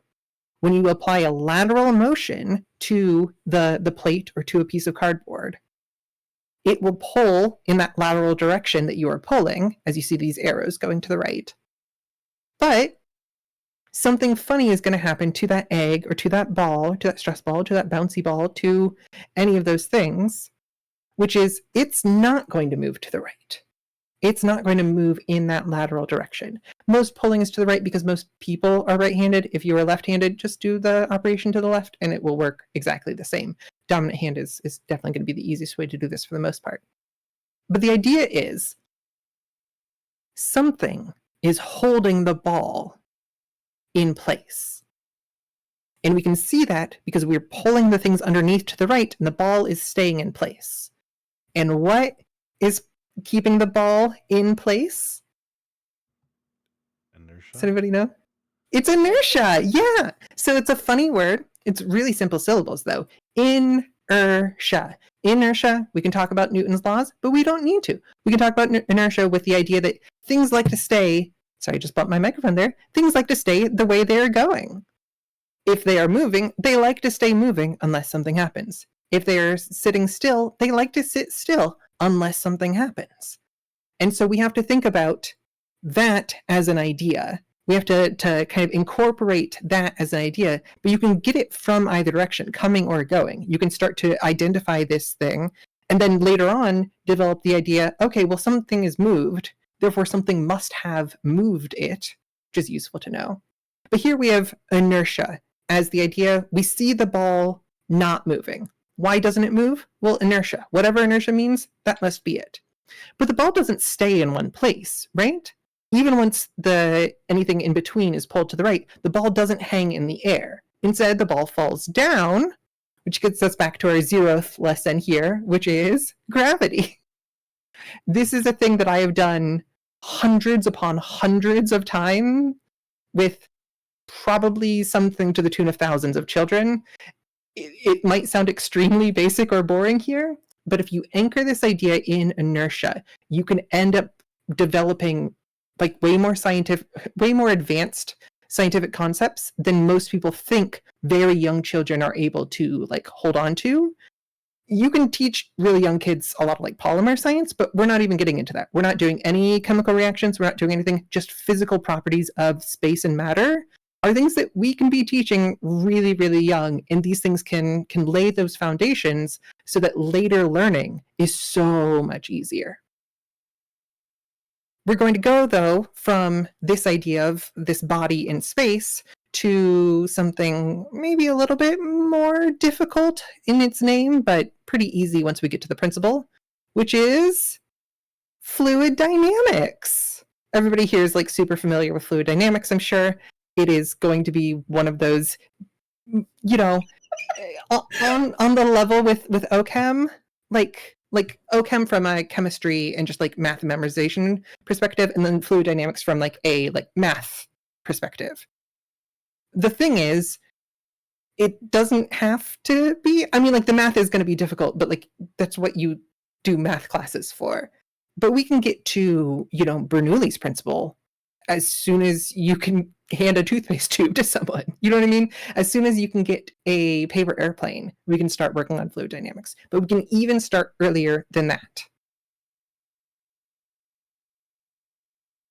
Unsheathe your dagger definitions. Hoarseness is the whatness of all horse.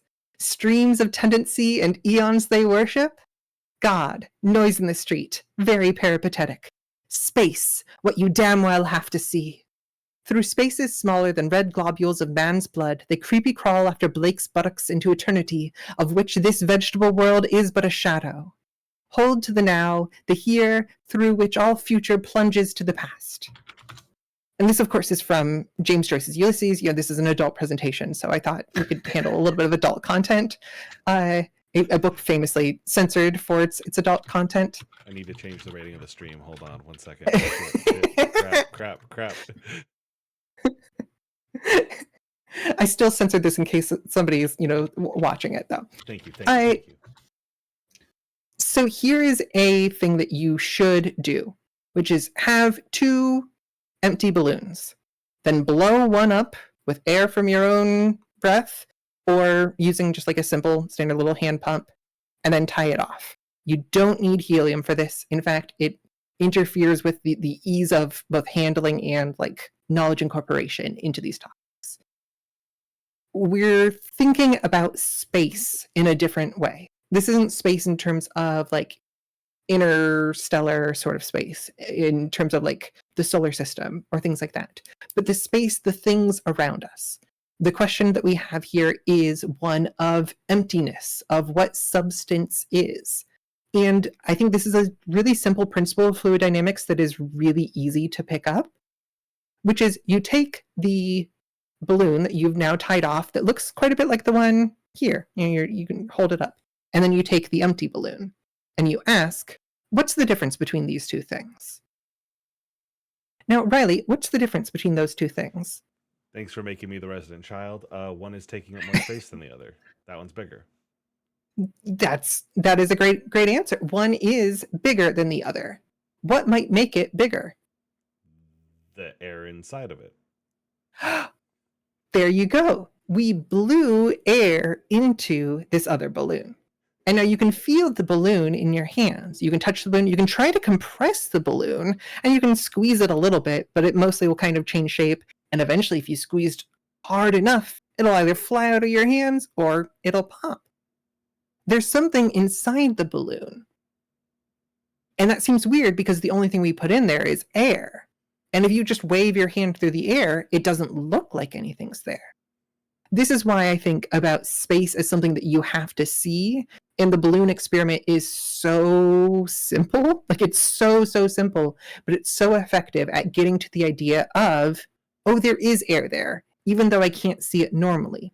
Under certain conditions, I can see it. As they grow older, they will start to be able to see the air. You know, we aren't born with the ability to see dust in the air. Like that's a thing that you develop over time. And that's a thing that we all have some moment as we come of age and we start to see, oh my goodness, I can see the air.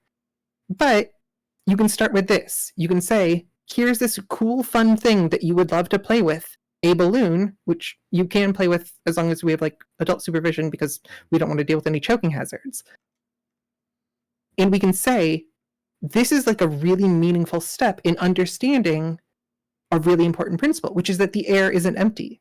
And once you have, oh, the air isn't empty, you can build, if you want to learn about airfoils, if somebody's really interested in aerodynamics of either planes or trains or automobiles, you can build the idea of the 3 states of matter once you get into the idea of, oh, what are gases? That's the air. They are like the air, and the air isn't empty. We can reinforce this idea, and that helps us understand the space that we are in by recognizing that there is a thing there that we can see sometimes, but can't see normally. Moving into the other half of fluid dynamics, we have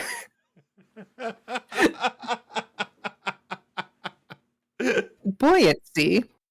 One of my favorite principles to learn and teach as well. Similar to inertia, you don't typically think of buoyancy as something to teach children, but they can and will absolutely learn it. It is a really easy word.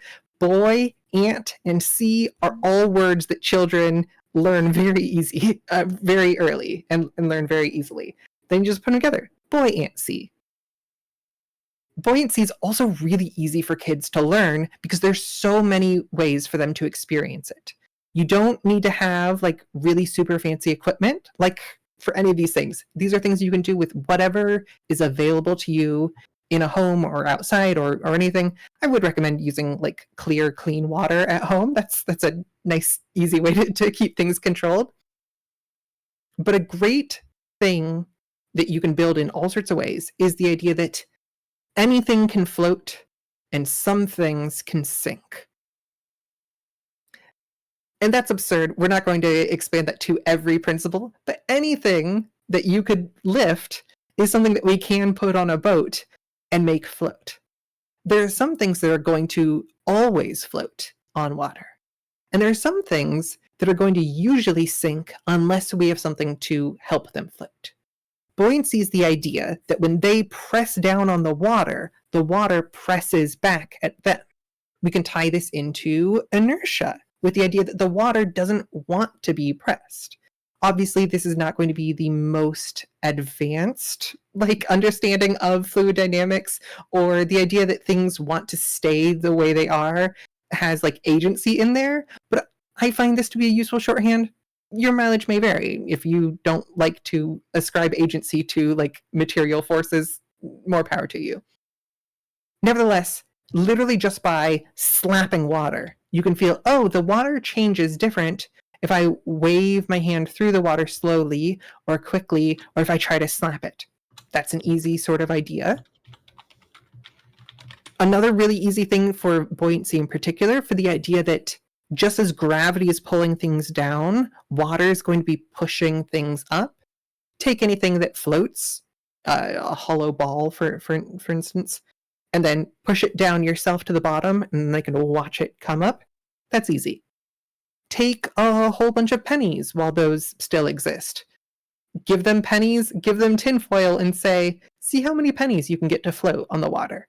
This is a thing that you can spend 30 minutes or 3 hours or 30 minutes a day for days and days and days of practice trying to do very rudimentary boat building. You can also do this with paper or other materials, but foil is one of those kind of fun ones that it's okay, here's a metal, but it's so thin, and then it floats, and the pennies immediately sink, except you can put a lot of pennies on a really thin piece of foil and still have it float. This is just a thing that you probably already have aluminum foil that is easily torn off compared to big sheets of paper. And you already have pennies around, probably, or can get them really easily. I don't know, ask your local library. They may have rolls of pennies. Or maybe ask your credit union. That might work better. Or maybe ask your local therapist. Who knows? No, I don't. I legitimately think it's easier to find foil than it is to find pennies in my You house. would be surprised how many people ask the public library to make change for them, actually. A lot of credit unions are now going coinless. However, you can still find places. If you go to a credit union and go can I get some coins? They'll be no, but here's where you can go to do it. And you go, that's the money house. Yeah, for like money. You're giving me coins? Am I a laundromat? Yeah. That's No, okay. Libraries so do generally have it because they make change for fines. some other time I will do a fun presentation on like mints and like the origination of money, and we can talk about numismatics. Probably not. But we can talk about chartalism. That's the most fun one, because the question of like, where does money come from? Money comes from taxes. We don't need to get into that now. Nor into other fun museum stories from teaching and the wild things that people ask of you if you're in any customer service facing position. But buoyancy is, I hope I've made evidence. You explain a concept at the beginning, and even if they aren't going to remember it, then as they play, they are anchoring the play in that concept. You can continue to anchor the play in that concept. Every time something goes wrong, you don't need to be like super pedantic about it. Be like, now what made that thing fall down? But when you're talking to a kid, when you're playing with a kid, when you are being engaging in this way, you can anchor all of these experiences of play in the concepts of the world around us and the material forces and like the laws and principles that make them work. And I think that's really cool. Moving on to something I think is really cool.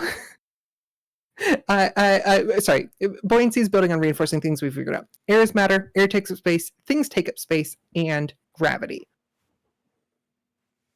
Getting really funky with it, we have the idea of tensile integrity, which we'll show off some tensegrity structures in a little bit, but I think a really simple thing that kids experience but is never taught to them nearly as early as it could or should be is the idea of compression and tension as two different strong integral sort of forces. We can think about compression being when you are building with blocks, that is compression. We can think about tension being if you hold one side of a jump rope and I hold the other, or if we are in tug of war, that string feels very, very strong. That rope feels very strong when somebody else is pulling on it. That's the idea of tension. I'm saying a lot of these things. You all know what tension is. You will probably even know what compression is, even if you don't think about compressive bodies unless you do any like architectural sort of building or looking at things.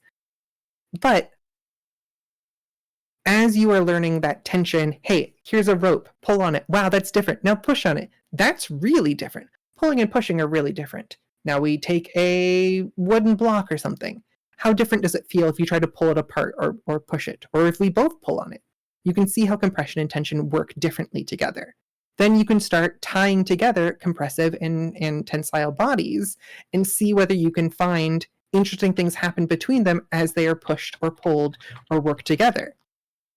By demonstrating these core principles and then allowing, for the most part, free play, you can do this same thing that I'm trying to put forward of explain the concept, it won't stick, but then as play happens, continue to anchor the concept in the thing that you are trying to tell them. A thing that everyone who works with children in any way knows is you don't always only explain things to children that they will 100% understand the first time you tell them, like that time. That's just not the way. Playing Jenga with kids is a great way to start working with compressive bodies and with gravity and how those two things work together. You can even see, hey, if I pull this piece out and if I pull it in a totally lateral way, will inertia keep the rest of the tower, intact or not? As we pull pieces out, we can see, oh, a wall doesn't have to be straight down in order for that compression to be pressed across the different sides. If you pull enough blocks out, you can actually get tension bodies to work, but that's not something that I would probably try to be explaining at the level of kids. Like, they have to learn what a jack arch is first, I think, in order for most of those things to make sense. And then you get to like flying buttresses and stuff like that. Here is where we start going from, you can do this with what you have at home 100%, to the like small purchase and work can really make this lesson sing. The idea of islands of compression and a sea of tension is one that comes from Buckminster Fuller. And I, on the whole, would probably recommend reading Buckminster Fuller. It's a thing that is probably useful for most people to do a little bit of. I seem to be a verb is like mostly pictures. So if you want to do like a graphic novel version, there's that. Islands of compression and a sea of tension, which you hear me say a lot, is a principle of construction that is fun to notice or point out if you are driving across a bridge, for instance, if you are ever experiencing being able to see a suspension bridge. But it's also the way people work. We have our compressive bodies, the bones, and we can get into like the interior composition of bones, but we don't need to do that today, which are pulled in tension by all of our muscle tissue.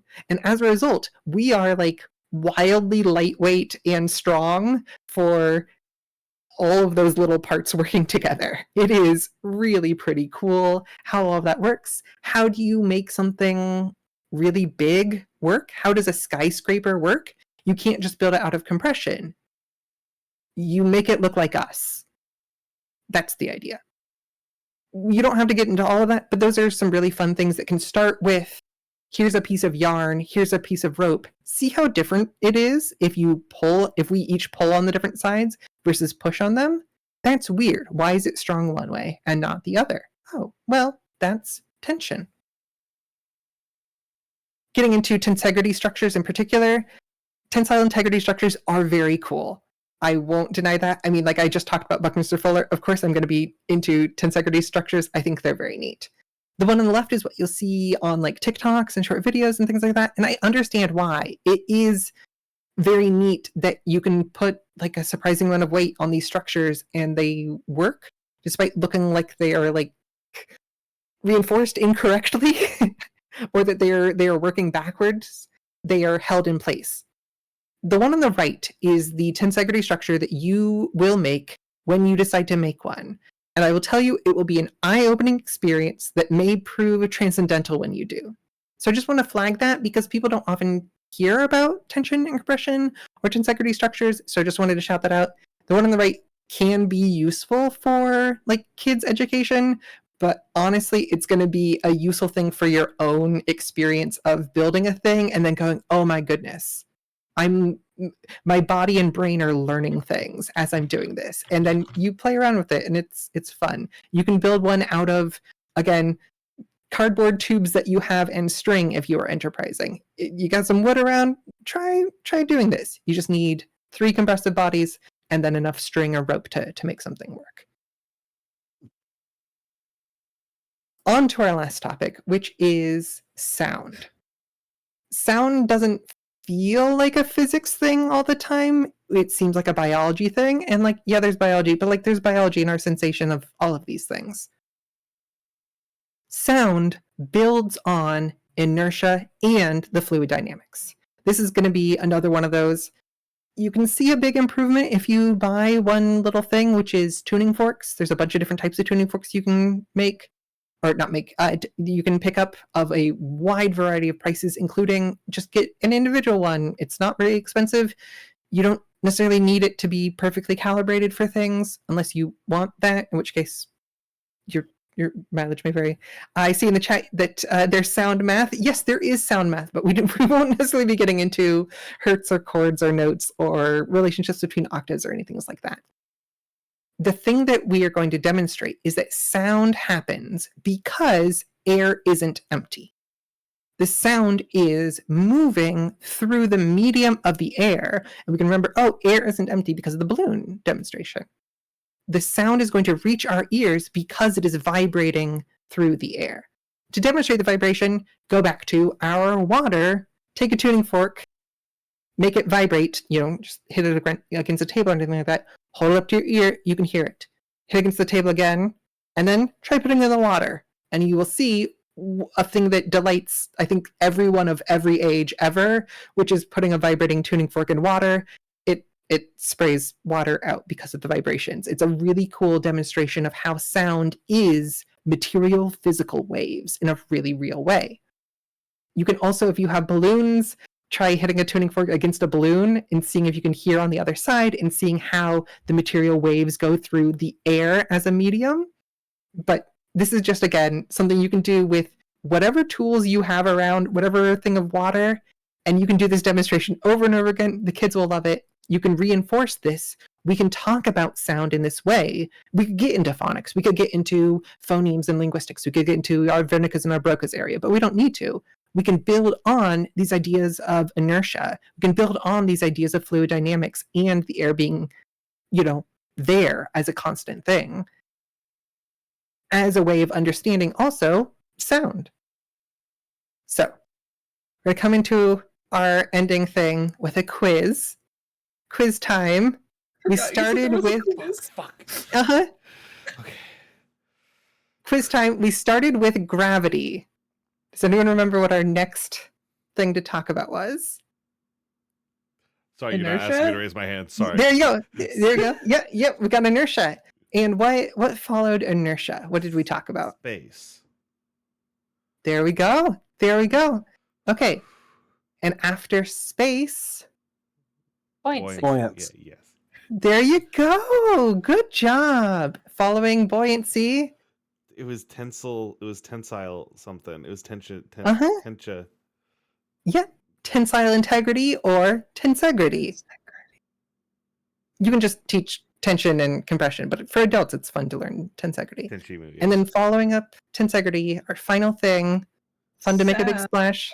Podcast. Sound! I'm really proud of all of you, and hopefully you all feel a little bit more equipped for the extremely common in your adult lives adult skill of being able to entertain a child in a way that enriches their life. Thank you. Juliet, I have a fantastic presentation, amazing. You legitimately you are a teacher because I go like, I need to be listening. Okay, got it. But like, here's my question. When you said early before we streamed, you were like, I gotta find a tuning fork. Riley, do you know what I'm doing? And I was like, no. I was like, what about that made you think that, oh, Riley's got this on lock? I just thought it was a funny I was just like, I would love to hear what Riley thinks from what I've streamed so far of this process. Yeah. I genuinely Juliet. stuff. Juliet, I think that you are the most qualified person who's ever taught me physics. I said this in the chat, but the year I was supposed to learn physics in high school, the only physics teacher at my high school took a year-long leave of absence. Yeah, it's wild how the school system does that sort of thing sometimes, where just stuff doesn't work. I genuinely would love to have the funding to do like more. I would love to be like, and here we're going to do a really fun, comprehensive, interactive kinematic equations thing with like homework and like quizzes and stuff, because they're so good to learn. They're the basic like laws about how bodies move. You can kind of think of rate and distance and time as the simple version. I genuinely enjoyed it so much and felt like I learned a lot. So thank you for that. I will reckon with the fact that I'm like, oh yay, okay, I've learned things from this presentation about being able to teach kids. But I guess that's also the point. Entertain a child. Yeah. I mean, honestly, I will say that, and I think this is something that we all in the things that we've talked about today occasionally run into, which is that like anytime you're engaging with other people, you are also engaging in adult education. This is a thing that I experienced a lot teaching, which is teaching alongside like the parents and the kids there working with me. And sometimes it is also teaching the parents. And if the kid is a little too young to understand it, as you're going through, you're reinforcing this for the parent so that then the parent feels a little bit more secure. Maybe they did study this in high school or college, or maybe they haven't ever learned this before or anywhere in between. If the parent can then, or your family or anyone who's going to be around this child can then feel a little bit more secure in engaging with these topics and engaging the child with these topics, everybody sees like such a hugely better paid, I don't know, dividend or whatever on that. And so that's why I'm a big fan of like that reinforcing and anchoring play. And we can all do that. Isn't that fun? Thank you so much. This was a joy. Now, Andrew, you are the final one on our list, correct? Yeah, you ready for more joyous learning? I'm ready. So ready. I'm ready for more joyous learning. I'm ready to feel good. I'm ready to have a good time and continue learning stuff. I'm putting you live on screen right now. You are up. Andrew, Awesome. Take it. Yeah, I am here today. I'd like to teach you how quality assurance works. This is my guide to maintaining test case credibility and clarity in alternative investment-centered financial technologies. This is where my presentation started. JK, I got laid off on Friday, which means that literally nobody is paying me to care about this shit. So I'm taking off the blazer. Y'all dressed up. I'm not business casual anymore. They told me they don't want me to be anymore. I'm going to teach you all a more important thing, more productive career paths you can have. Here's how to stream on Twitch. I'm going to give you all a quick and easy how-to guide to become the most annoying version of yourself. This is in all the things that we've learned tonight about important things to keep us grounded and us humans as we progress in an adult world. It is important to also keep yourself grounded and childish, and therefore keep hobbies. One of them might be streaming on the internet. You can talk to your therapist about it. You can talk to your therapist about it. Conversations get odd, I have found. But here's the deal. You're going to need 3 things in order to become a streamer. First, you need computer. Y'all should have one of those. They come with being alive in the 21st century. Secondly, you're going to need a game. This is kind of a loose requirement. You actually, to be a real streamer, you just watch and react to YouTube videos these days. But you can also just play games too. It's kind of used to be the point. And third, you're going to need a personhood. Streaming is just video games unless there's a person behind the screen. Is kind of the long and short of where we are. So, these 3 things are what you're going to need. How get stream on computer? Fair enough. You all have a Twitch account, which is a good thing. It's how you all are talking to us on Twitch chat right now. And that means that all you need to start streaming is OBS or another broadcasting software.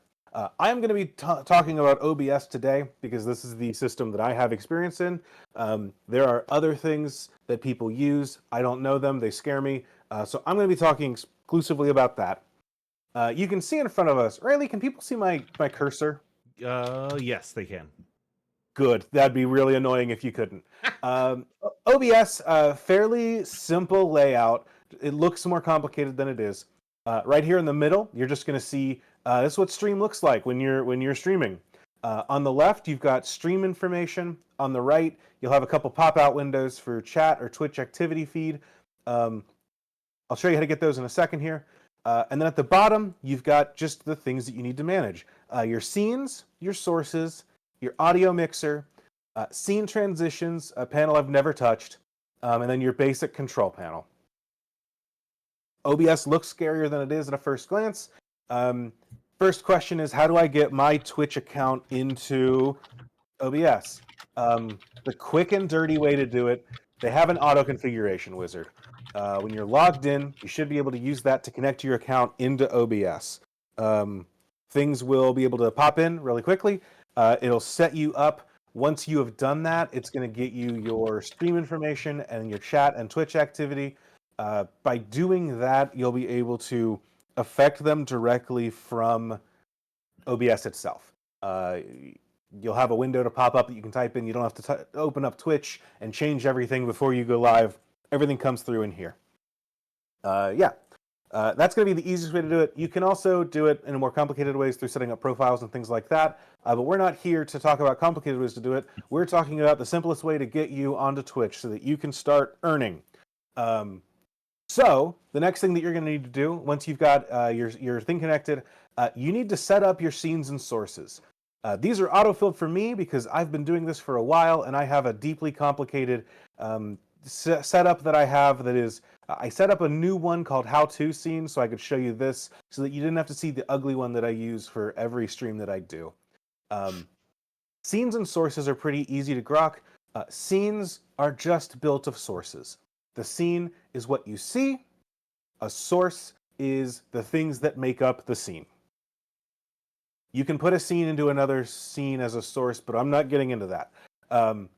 When you add a new source, you'll see all of these options here. I'm going to get into some of those as we go on, but there's just a couple that you're going to use on a more regular basis. Couple important ones: audio input capture, generally going to be microphones. Audio output capture, that's generally if you want the stream to hear what your computer is outputting as audio. You can want to do that sometimes. I don't typically. I like to be a little more just bespoke with what I do, but you can easily do that. Browser sources are things that are there are websites that you're trying to visit, or things like when we use these types of chats, we have a bunch of browsers as we each send each other our cameras, and those are all put in as browser sources. Display capture and game capture just captures images on screen. Images are pictures. Media sources are videos or audio. Scenes are putting a different scene instead of a source. Don't touch that one. VLC video source is broken. Don't touch it. Video capture devices are cameras. Window capture is grabbing whole windows. Or grabbing non-game programs, I guess is kind of the easier way to put that. Yeah. Generally pretty easy stuff. They're all documented in like actual places beyond just this thing, but it's easy to see this right here. But yeah. Next question: how get game on computer? Pretty easy. The easy way is to play a game on your computer. You can use Epic, GOG, Steam, Itch, other web places that you can buy games that you can then put into a game capture. Pretty easy.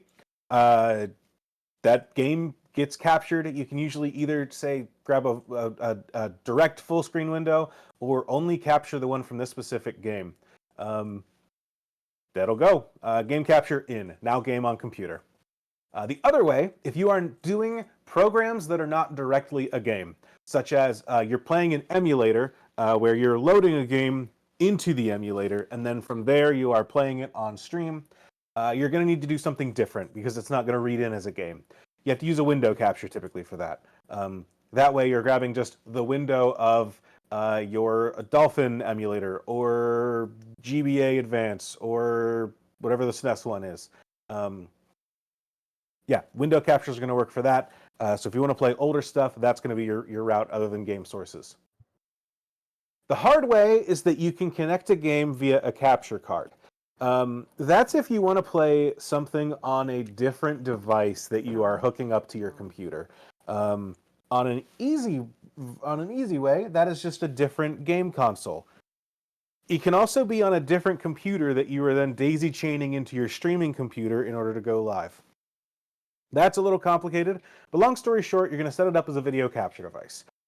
It's going to read it as basically, this is now a camera that is filming your video game. Quick and dirty, easy way to get it in.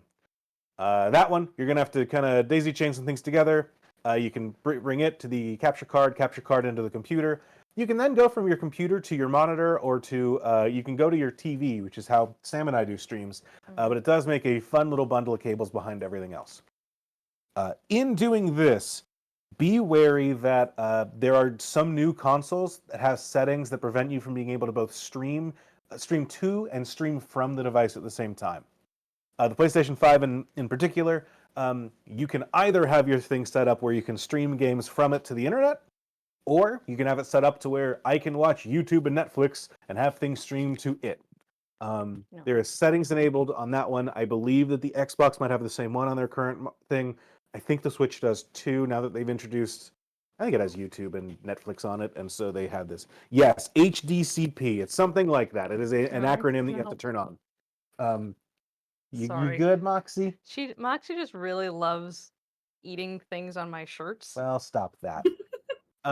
Yeah, easy stuff. Or my necklace. Here. Let's most importantly, y'all don't want to watch my thing. You want to see Moxie. So I'm going to scooch this real quick. That's skipping down to personhood. That is skipping down to personhood. You're right. How to get personhood on computer. There we go. Speaking of, Adopt a cat. this is how you get. So you got a game, you've got the stream itself, but how do you get yourself there? Easy peasy. I forgot to change up these arrows, but microphone and camera are the easy ones. You're gonna have a microphone. That one's gonna be set to your audio input capture. You're gonna have a camera. That one's gonna be set to your video capture device. Flip these arrows like I should have done before. That is the quick and easy way to do it. That is fine if you want to show yourself on stream and you want your own physical form to be the personhood that you present on camera. The other way to do that is with VTubers or PNG tubers or other kind of tubering technologies. I don't understand how it works. I don't know what goes in behind the scenes, but you can rig up a model that you present as yourself. That is the not even the 102 guide. That's the 405 guide. Look that up on your own time. We don't have time to dig into that. The other thing about this is that you need to figure out how to be a person that is worth streaming to the internet. It's up to you to figure out how to be fun and engaging on a stream. I can put your person on stream, but I can't make you good at streaming. Luckily, I do want to offer to you all, my alma mater does offer a class on how to be funny if you do need it. It is this class called Get Funny. I did not take the class. I didn't need this class, and I have not used my degree since I got it. So take that with a grain of salt. But you know what? For $115, you can take a 6-week course on how to be funny. Oh, it's as low as $29 a month on Affirm. Just as low as $29 a month on Affirm. Affirm's great, right, Riley? Crime. Hover over that eye. This is a screen. I was gonna say, hover over the eye for information for me, so I can tear it apart. Yeah. Great. Anyways, moving on. So, bring it all together. You've got this. Honestly, this is fine. If your layout is just here's the game. Myself is in the corner here. I am able to go live. I can update this. Hit go. Go over there. Hit start streaming. You're good to go. That's fine. Sincerely, you don't need to be fancy in order for your stream to be good. If you are just getting started, don't get bogged down in the weeds of, I got to make my stream look professional. It's not, and you're not. And you're going to have to figure out a lot of stuff along the way. So don't feel like you need to present yourself that way before you know what streaming actually is for you and what you want to do with it. Make sense? Yeah. But if you want, you can improve it with graphic design and widgets, something like our current stream layout. I didn't think about the fact that this would be kind of a weird incepting thing when I put this together. But you can do things like have graphic design to put the game behind things and your camera behind things and your stream on screen. You can do that. And they're fairly easy to set up, but they do take time and effort to put together and make it worth it. Make sure it's worth it to you before you try to force that into your stream. Otherwise, you're going to put a lot of effort into stuff before it even works out the first time. That's the quick, dirty, and easy, how to bring it all together, how to get everything together onto a stream. Once you've got it all here, you're just going to click the Start Streaming button, and then you'll be live. And if it's not, it'll tell you, hey, we're not live because of XYZ, and you'll be able to fix it. Quick and dirty and easy, now you're able to stream a video game live to the internet. So, final tips and tricks from me.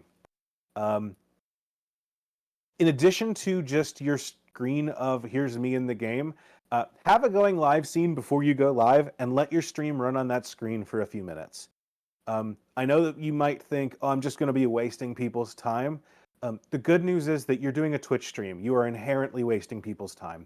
That is the point of the website. And so that screen is perfectly fine.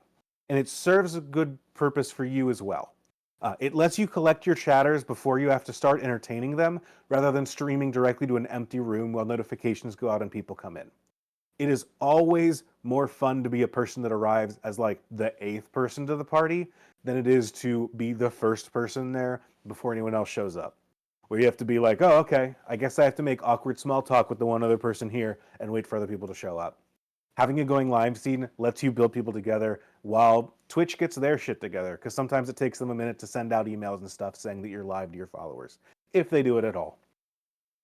It also gives you a place to display information where it's not interfering with the stream. It lets you talk about your other socials, lets you put up a calendar. If you've got special events or whatever coming up, you can do that.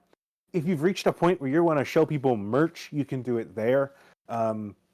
It just lets you communicate with your audience in a way that is not directly interfering with the content of your stream itself. So yeah, it's good for that. And it lets you control when your stream goes live, not Twitch or OBS. They don't have a testing environment, which means that this gives you a chance to troubleshoot early when you have your stream live. If you set your stream live and then you see, oh, weird, I'm in the red when it comes to output, and I'm dropping, frames like crazy, you can look at that and say, great, let me sort this out before you're live to the internet in a live environment going, oh, hey guys, hold on, give me a second. Let me try to troubleshoot this and figure it out. It lets you set control of your own stream, not chat, not the pressures of being in a live environment. Another tip, the most important things you need for your stream to be good on a technical level might not be what you think. Your audio quality is more important than your camera and video quality. People need to be able to hear you well in order to connect with you, and having audio levels that are wildly out of sync feels more unprofessional than a low-quality webcam. The inherent nature of streaming is that you are connecting with your words to an audience more than you're connecting with your face to an audience. And those words are the most important thing you need to be able to get out. Those should be the focus of where you are putting your quality, not your video directly. That being said, your video lighting is also more important than direct visual fidelity. It doesn't matter if your visual fidelity is low. You don't have to be streaming at 4K. No one needs to see every individual pore on your face. You're going to look worse by not knowing how to make yourself visible at a basic level. You want to be able to be seen more than you want to be able to look perfect. And so lighting yourself well and miking yourself well are more important than looking great. And also, don't play games your computer can't handle. I see people fall into this trap all the time where they go, this is a game that I like, this is a game that I'll stream, and then you turn into a stream and it's a PowerPoint presentation. Make sure that your graphics card can both stream and play the game at the same time. You can sometimes cheat this through settings, but it is something that is hard to get through, and you want to be putting your best foot forward when it comes to stuff. You're allowed to not be at 4K 1080p. Your game doesn't have to be at 4K 1080p, but it does have to be going at a reasonable frames per second, right? Especially if you're going with something that is like, if you're doing something like a Twitch shooter or a game that really cares about visual fidelity, it needs to look good because people care about that for video games more than they do for your face. Other tip and trick, setting up the audio for individual sources in games can be more complicated than you'd expect, especially if you're trying to do something like group play over something like Video Ninja or other sources. I have no actual advice here. Go with God and know that you're squaring up against the devil. It is hard. You'll never win. Good luck. And it's cliche, but have fun with it. You are streaming video games to an audience. You are doing the next generation of playing games with your friends on your couch. Your couch is just now on the internet. Have fun with it. That's the whole point. Play games that you want to play. Do things that you want to do, not stuff that you feel like you have to do. You don't. You will not be making money doing this for a long time, so don't put the pressures on yourself as if you are. And that's it. That's my guide to streaming on Twitch. If you ever lose your career, you now have a way to set up a new career in the bold new direction of live video for internet audiences. I'm available for questions.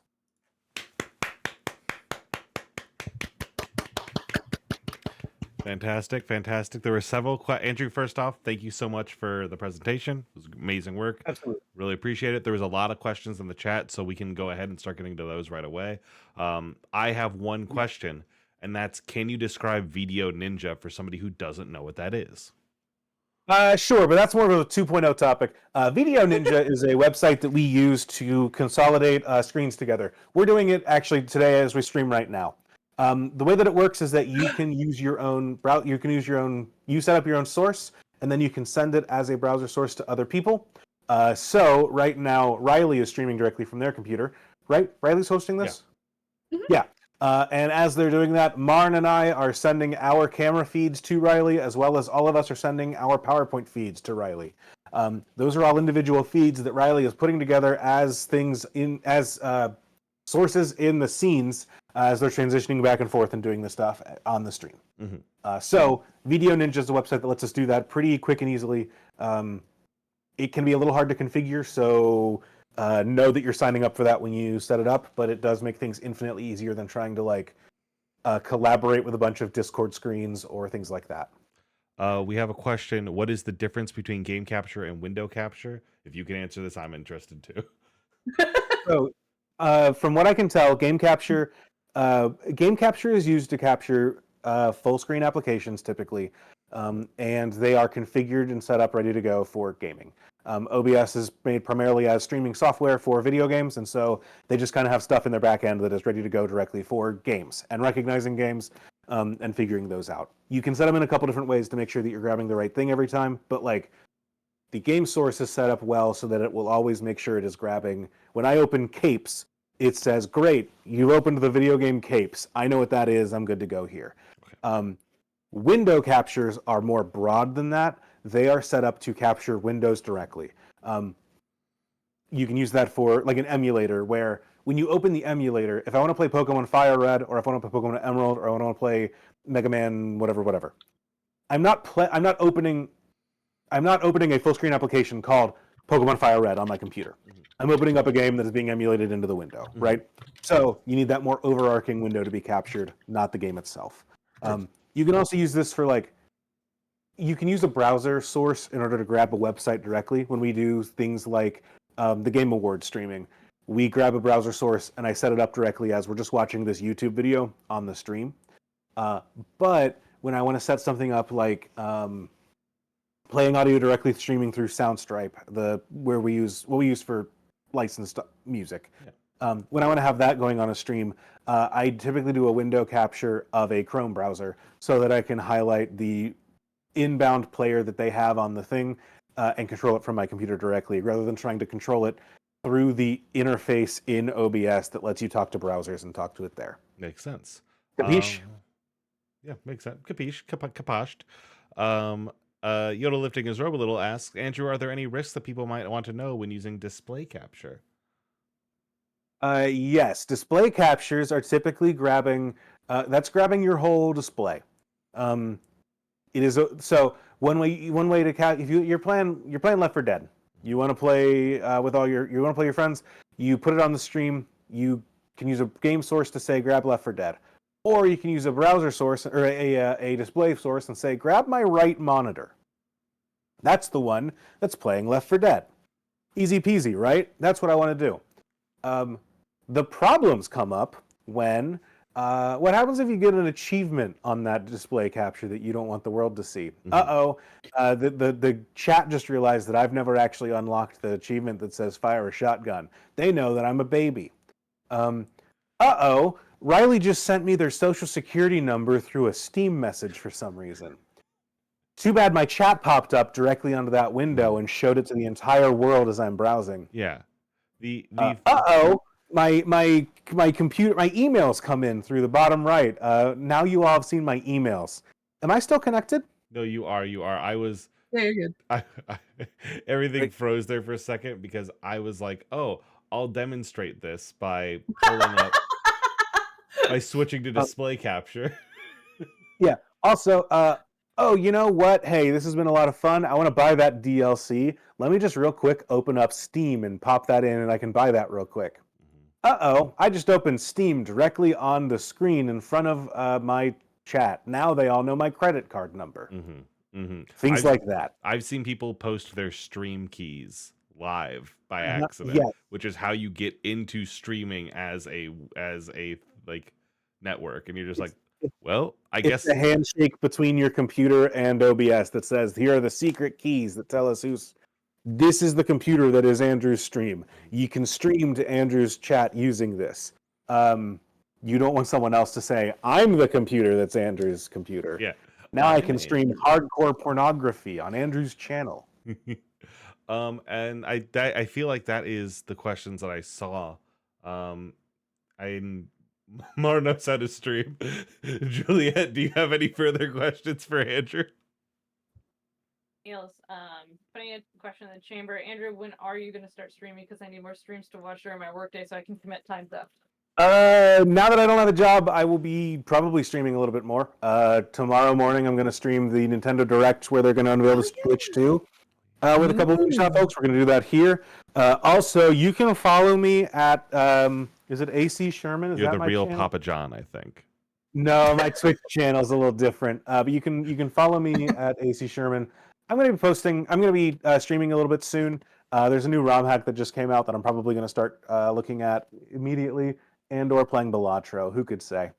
Yeah, going to do that off of the Moonshot channel, just so that I don't want Moonshot to just be Andrew's laid off streams, basically. We want more network connectivity than that. We got a lot of people use their own channels when they want to. It's totally totally allowed. Fuck yeah. Well, hey everyone. I was just gonna ask, a really important question. Who is the Justin in Justin.tv? So yeah, Twitch originally started as Justin.tv. I believe that was the original founder who just was like, yeah, I'm making a website. I'm Justin. Boop. Justin.tv. Great. And here we are. I don't believe it's my buddy Justin, unfortunately. Go get him, big dog. Alas. Thank you all for joining us tonight. Thank you to our wonderful presenters. Thank you to our wonderful chat for joining in. Thank you to our VOD watchers if you picked this up because you're like, that was a lot of information. I don't think I caught all of it. I'm going to catch it on the VOD on moonshotpods.com/YouTube. Then hell yeah. Welcome and thank you. We will probably do this again because there's a lot of people who want to present stuff that just couldn't make it tonight. Yeah, we've been talking in the Moonshot chat where people are going like, oh, I would love to do this again. And so we will be giving you more real life skills over time. I do want to do Fandom Discourse PARLIAMOONT. I want it to be a proper court case. However, that's probably not the time. People who power scale One Piece don't get the point of storytelling as a whole. And I will be Itachi Uchiha. I think he's guilty. I think it's good he died. Well, as T.E. Lawrence would say, there seemed to... Okay. Thank you all so much for joining. Again, this was a pleasure. And can I suggest who we're gonna raid? Yes, I know we've been trying to raid people. We're trying to raid people more. I see that Uo's lab is currently cooking rice and malort, which seems like a pretty good adult skill for our viewers to learn. Rice and malort? Yeah. Can you type in /raid in that channel right now? Oh my god, hold on. I have OBS open, so I'm in the mod console. You should just be able to do it. It won't let me do it from my own account. Uo's Lab? Gotcha. Boom. Is who Grizzy just said correct? Yeah. Boom. Thank you all for joining us. Go get some spicy rice. It's been a pleasure. We will Good night, everyone. Rip again. Godspeed, you crazy diamonds. Ta-ta!